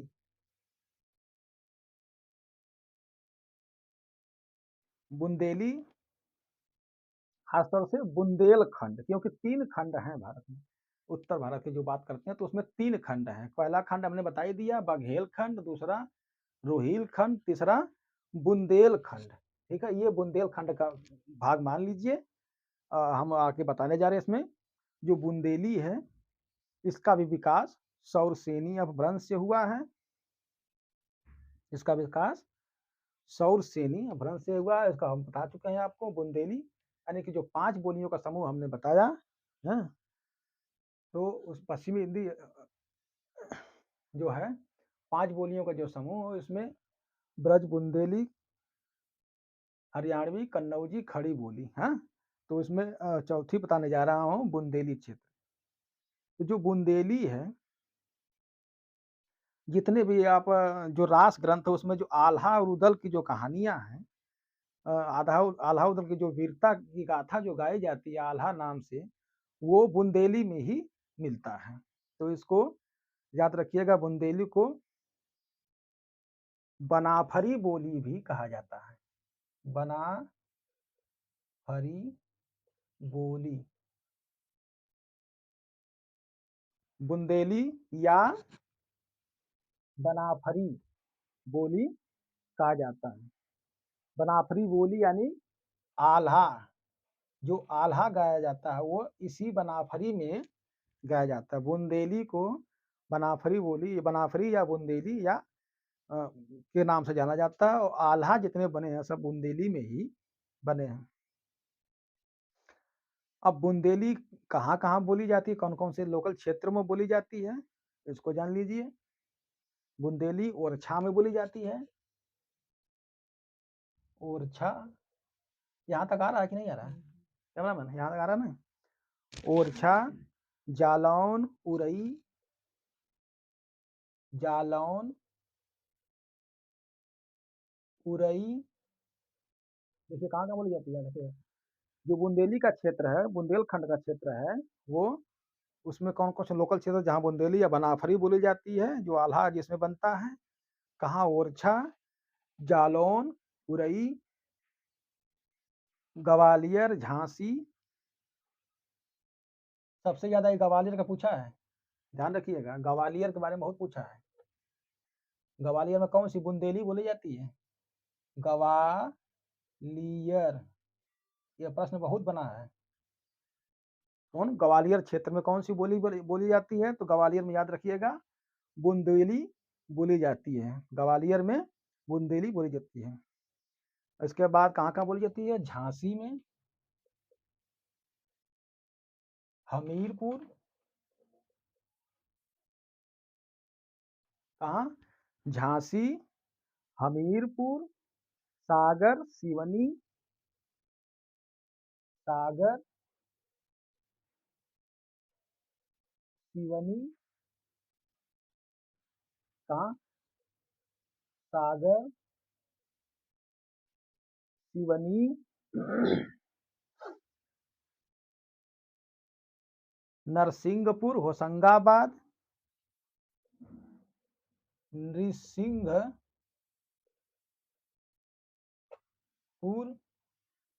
होशंगाबाद,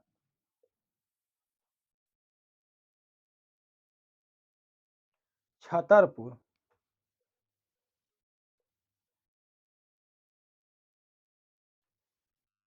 तो बुंदेली का जो क्षेत्र है, लोकल क्षेत्र है, जहाँ बुंदेली बोली बोली जाती है, यह कहाँ बोली जाती है? बुंदेलखंड। तो देखिए हम यहाँ कर दे रहे हैं आपको समझने के लिए, या समझिएगा, ये हमने बना दिया बुंदेली का, ये पूरा नक्शा बना दिया हमने। यहाँ तक आ रहा है ना। यह है बुंदेलखंड।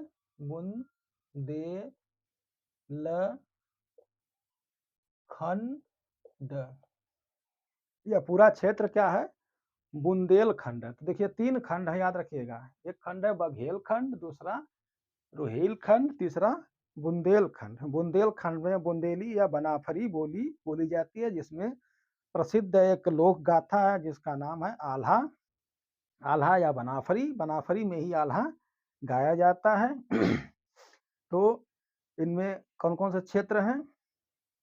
ओरछा, जालौन, ग्वालियर, झांसी, उरई, सागर, सिवनी, हमीरपुर, नरसिंहपुर, होशंगाबाद, नरसिंहपुर, होशंगाबाद, छतरपुर, इसमें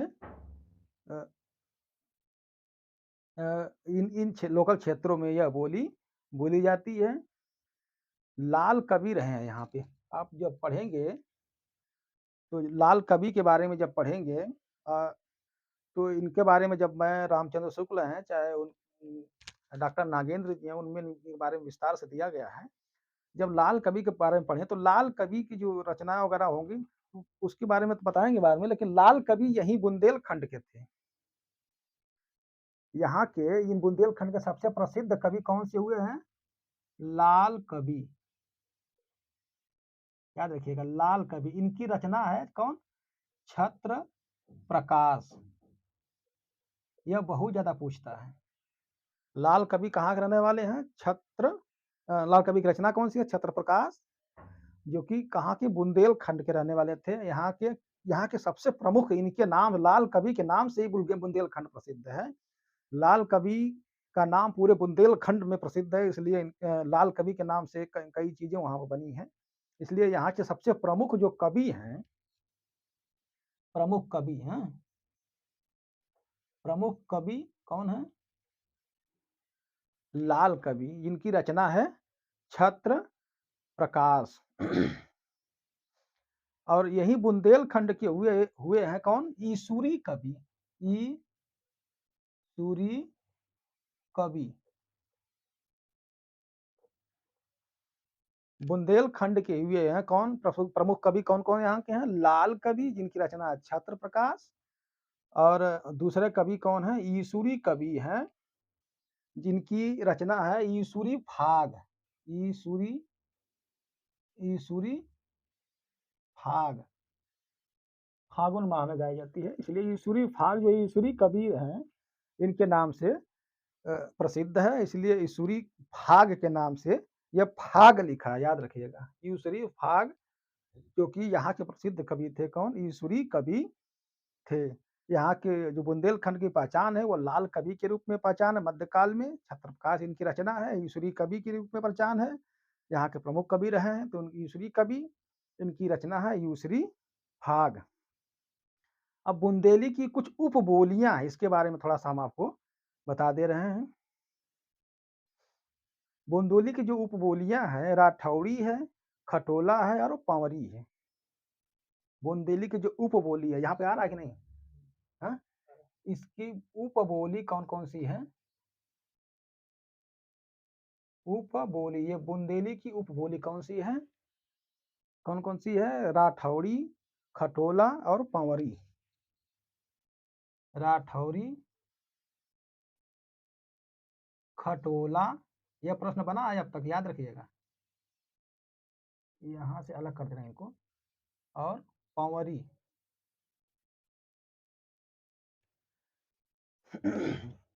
एक नंबर, 2 नंबर और 3 नंबर। बुंदेली के बारे में पूछा है कि पूछता है इसे, खटोला किसकी उपबोली है? तो खटोला बुंदेली की है। पंवरी, पंवरिया, तो इसी से बना है पंवरिया। तो पंवरी लोक कला है वहाँ की। जब वहाँ जाएंगे आप बुंदेलखंड में, तो पंवरी जो गाई जाती है, जिस प्रकार से बनाफरी बोली में या आल्हा गाया जाता है बुंदेली में, उसी तरह पंवरी है। तो खटोला भी लोक कला है, या राठौड़ी भी लोक कला है वहाँ की। तो इसकी उपबोली है कौन कौन सी? बुंदेली की राठौड़ी, खटोला और पंवरी, यह बुंदेली की उपबोली है। आपको हमने बताया कि जो 5 बोलियों का प्रतिनिधित्व कर रही है पश्चिमी हिंदी, यानी कि सौरसेनी अपभ्रंश से ही जो बनी है पश्चिमी हिंदी, 5 बोलियों का जब प्रतिनिधित्व कर रही है, उन 5 बोलियों में हमने 4 बताया आपको, खड़ी बोली, हरियाणवी, ब्रज और बुंदेली। और अंतिम आपको बताने जा रहे हैं कौन सी? कन्नौज, ब्रज, बुंदेली, कन्नौजी, हरियाणवी और खड़ी बोली ना। अब आपको कन्नौजी बताना है। कन्नौज का क्षेत्र लगभग इधर है, जगह नहीं है, इसलिए हम नीचे बनाने जा रहे हैं। देखिए यहाँ आ जा रहा है कि नहीं आ जा रहा है? यहाँ बनाए कन्न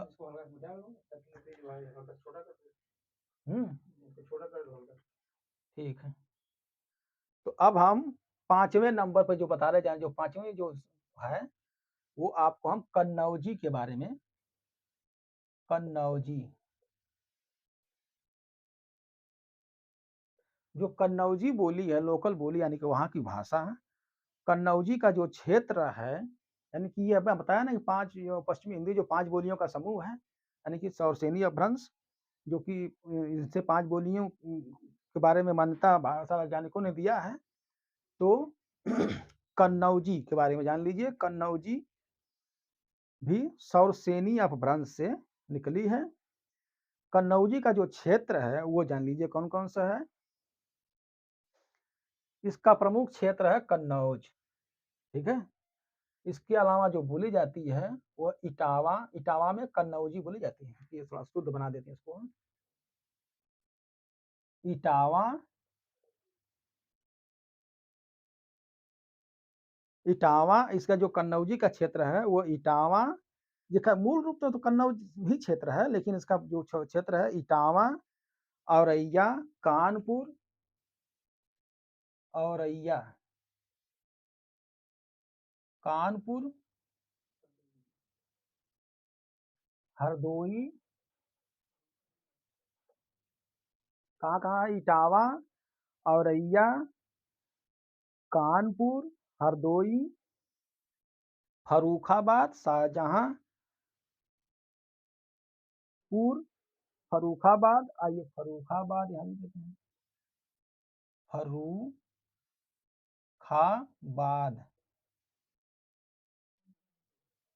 शाहजहांपुर, शाहजहांपुर, पीलीभीत, यह कन्नौजी का क्षेत्र है।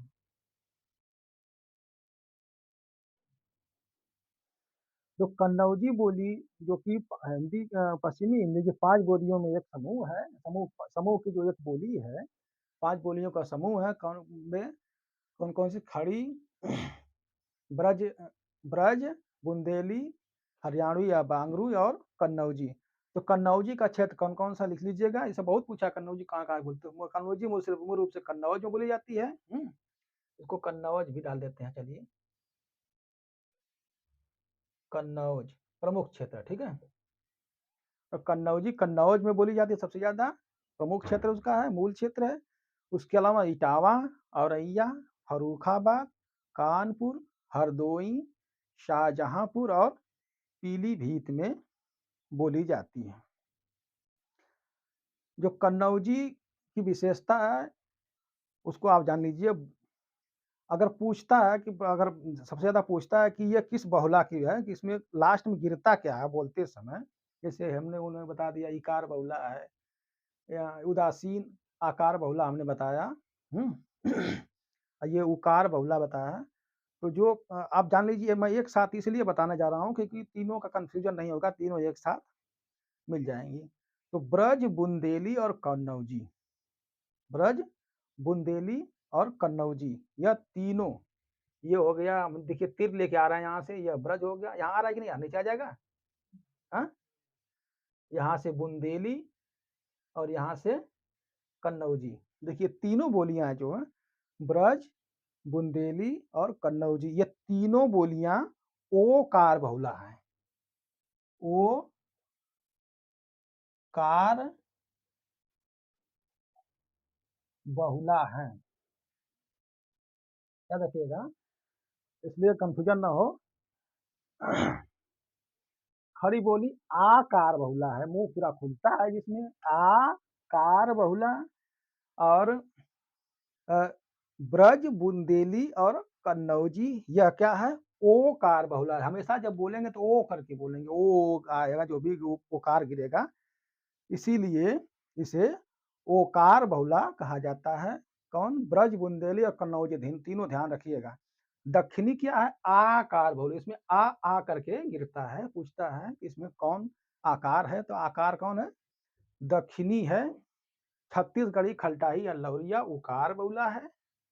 वहीं ब्रज, बुंदेली, कन्नौजी क्या है? ओ कार बहुला, हमेशा ओ करके मुंह गोल करके बोलते हैं, ओ कार गिरेगा। जो खड़ी बोली है उसमें आ करके ज्यादा गिरता है, आकार बहुला।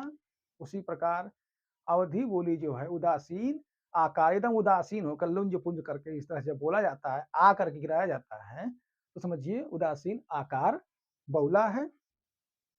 और बघेली भी उदासीन आकार बहुला हमने पहले बता दिया है।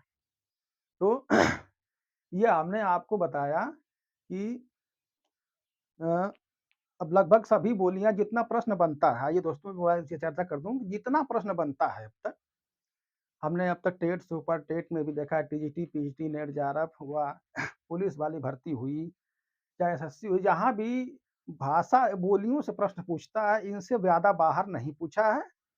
इनसे ज़्यादा अगर पूछेगा तो अतिशयोक्ति होगी, क्योंकि इससे ज़्यादा पढ़ना बहुत बोझिल हो जाएगा। यही प्रमुख क्षेत्र हैं और प्रमुख बोलियाँ हैं, जिनको हिंदी भाषी क्षेत्र में, हिंदी भाषा में शामिल किया गया है, हिंदी भाषा की उत्पत्ति में शामिल किया गया है। हमने इतने विस्तार से आप लोगों को एक-एक एक-एक क्षेत्र को, एक-एक बोली को, एक-एक विशेषता को, उनकी उनकी प्रासंगिकता को, उनके वहाँ के कवियों के बारे में चर्चा किया। कवि अब इसके बारे में हम विस्तार से आगे चर्चा करेंगे, इनके कवियों के बारे में करेंगे और विस्तार से। फिलहाल हमने इतना चर्चा किया। और आपको आपको मुझे लगता है कि मैं गारंटी देता हूँ, मैं चैलेंज देता हूँ, किसी भी कोचिंग वाले हों, चाहे कोई भी हो, इससे बाहर के प्रश्न मुझे नहीं लगता कि कोई आने वाला है। इससे जो भी प्रश्न पूछता है लगभग इसी में से घुमा-फिरा के पूछेगा, और इसमें से जो बोली से संबंधित जो प्रश्न है और भाषा से संबंधित प्रश्न पूछेगा। अभी तक हमने जो हिंदी की उत्पत्ति कराया, भाषा के बारे में बताया, तमाम अपभ्रंशों के बारे में बताया, क्षेत्रीय बोलियों के बारे में बताया, क्षेत्रीय अपभ्रंशों के बारे में बताया। सारी जानकारियाँ हमने आपको दी। इससे ज़्यादा प्रश्न नहीं बनता। हमने पूरा खंगाल लिया है, चाहे उत्तर प्रदेश टीजीटी, पीजीटी रहा हो, चाहे नेट जेआरएफ रहा हो, चाहे उत्तर प्रदेश असिस्टेंट प्रोफ़ेसर या अदर राज्य के असिस्टेंट प्रोफ़ेसर रहे हों, परीक्षाएँ रही हों, चाहे हिमाचल प्रदेश का रहा हो, चाहे उत्तराखंड, झारखंड, बिहार, बंगाल, चाहे राजस्थान, मध्य प्रदेश या किसी भी राज्य का रहा हो, चाहे केबीएस का एग्ज़ाम रहा हो, एनबीएस का रहा हो, आर्मी टीजीटी का रहा हो, नॉर्थ ईस्ट टीजीटी का रहा हो, पीजीटी का रहा हो, दिल्ली टीजीटी नॉर्थ का रहा हो, सभी जगह लगभग इन्हीं बोलियों, इन्हीं भाषाओं से प्रश्न पूछे जाते हैं। और मैंने इतना मेहनत किया, हमारी टीम ने मेहनत किया, हमने पूरा इसको आपको पढ़ा दिया। अगर आप इसको पढ़ लेते तो मैं चैलेंज देता हूँ, गारंटी देता हूँ, कोई काट नहीं सकता। इसमें से कोई प्रश्न ऐसा नहीं जो आपको उलझा दे। सारे प्रश्न आपको क्लियर कर देंगे। आप इसको बढ़िया से लिख लीजिएगा, बढ़िया से कर लीजिएगा, और हाथ जोड़ के आप सभी से निवेदन है कि हमारे वीडियो को आप लोग शेयर, लाइक और सब्सक्राइब ज़रूर करिएगा। एक बार अपने कैमरामैन से कहेंगे ज़ूम करके इसको बाकायदे खूब दिखा दीजिए जगह-जगह, ताकि वो हो जाए। कैमरा में बता दिखा दीजिए थोड़ा सा, ज़ूम करके उसी जगह से ज़ूम करके दिखा दीजिए। एक-एक करके देखो, ज़ूम करके बनाते जाइए वीडियो, ताकि लोग लिख लें बढ़िया से खूब। यहाँ से करिए, हाँ। हुँ। आप लोग को लिखना हो तो बाकायदे आप लिख सकते हैं। देखिए मैं ज़ूम कर रहा हूँ इसको, हाँ। देखिए, आइए देखिए, हम इसको ज़ूम कर रहे हैं। देखिए पहले आप भोजपुरी को देख लीजिए, इसको हम ज़ूम करके ले आ रहे हैं नज़दीक, और इसको नोट कर लीजिए विस्तार से, और लाइए और ज़ूम कर देते हैं थोड़ा-सा।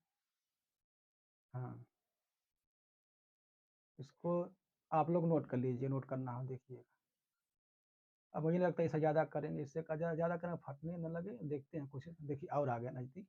आप लोग इसको देखिए, भोजपुरी को नोट कर लीजिए, नोट करना रोक करके नोट कर लीजिएगा, और आगे आइए।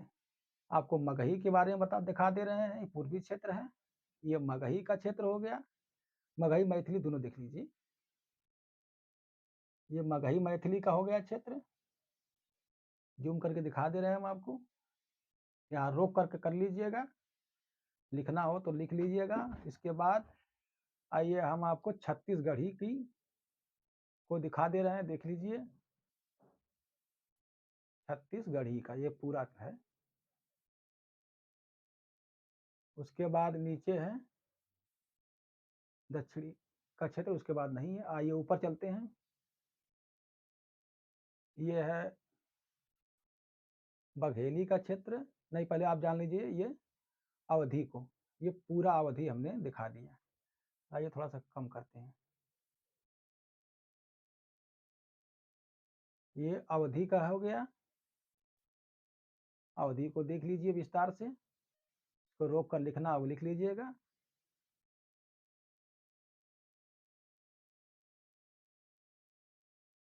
अब आइए दिखा देते हैं हम आपको बघेली का, पूरा बघेली का देख लीजिए,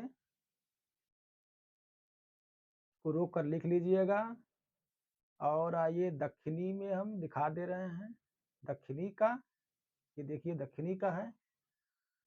उसके बाद आइए इधर ले चलते हैं, ये है आपका खड़ी बोली का क्षेत्र जो हमने पढ़ाया।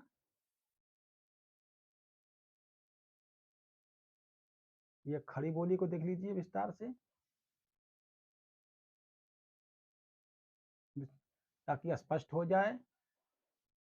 उसके बाद इसको रोक लीजिएगा, देखिए आप रोक दे रहे हैं, खड़ी बोली का हो गया। उसके बाद हरियाणवी की तरफ आ जाइए, हरियाणवी को बाकायदे नोट कर लीजिए, नोट करना इस वीडियो रोक रोक के कर लीजिएगा। उसके बाद ब्रज का क्षेत्र जो है, यह ब्रज का क्षेत्र नोट कर लीजिए।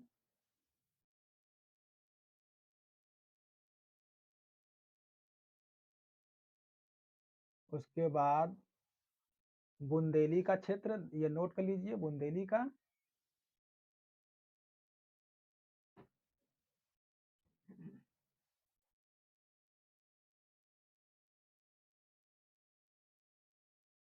यह बुंदेली का क्षेत्र हो गया।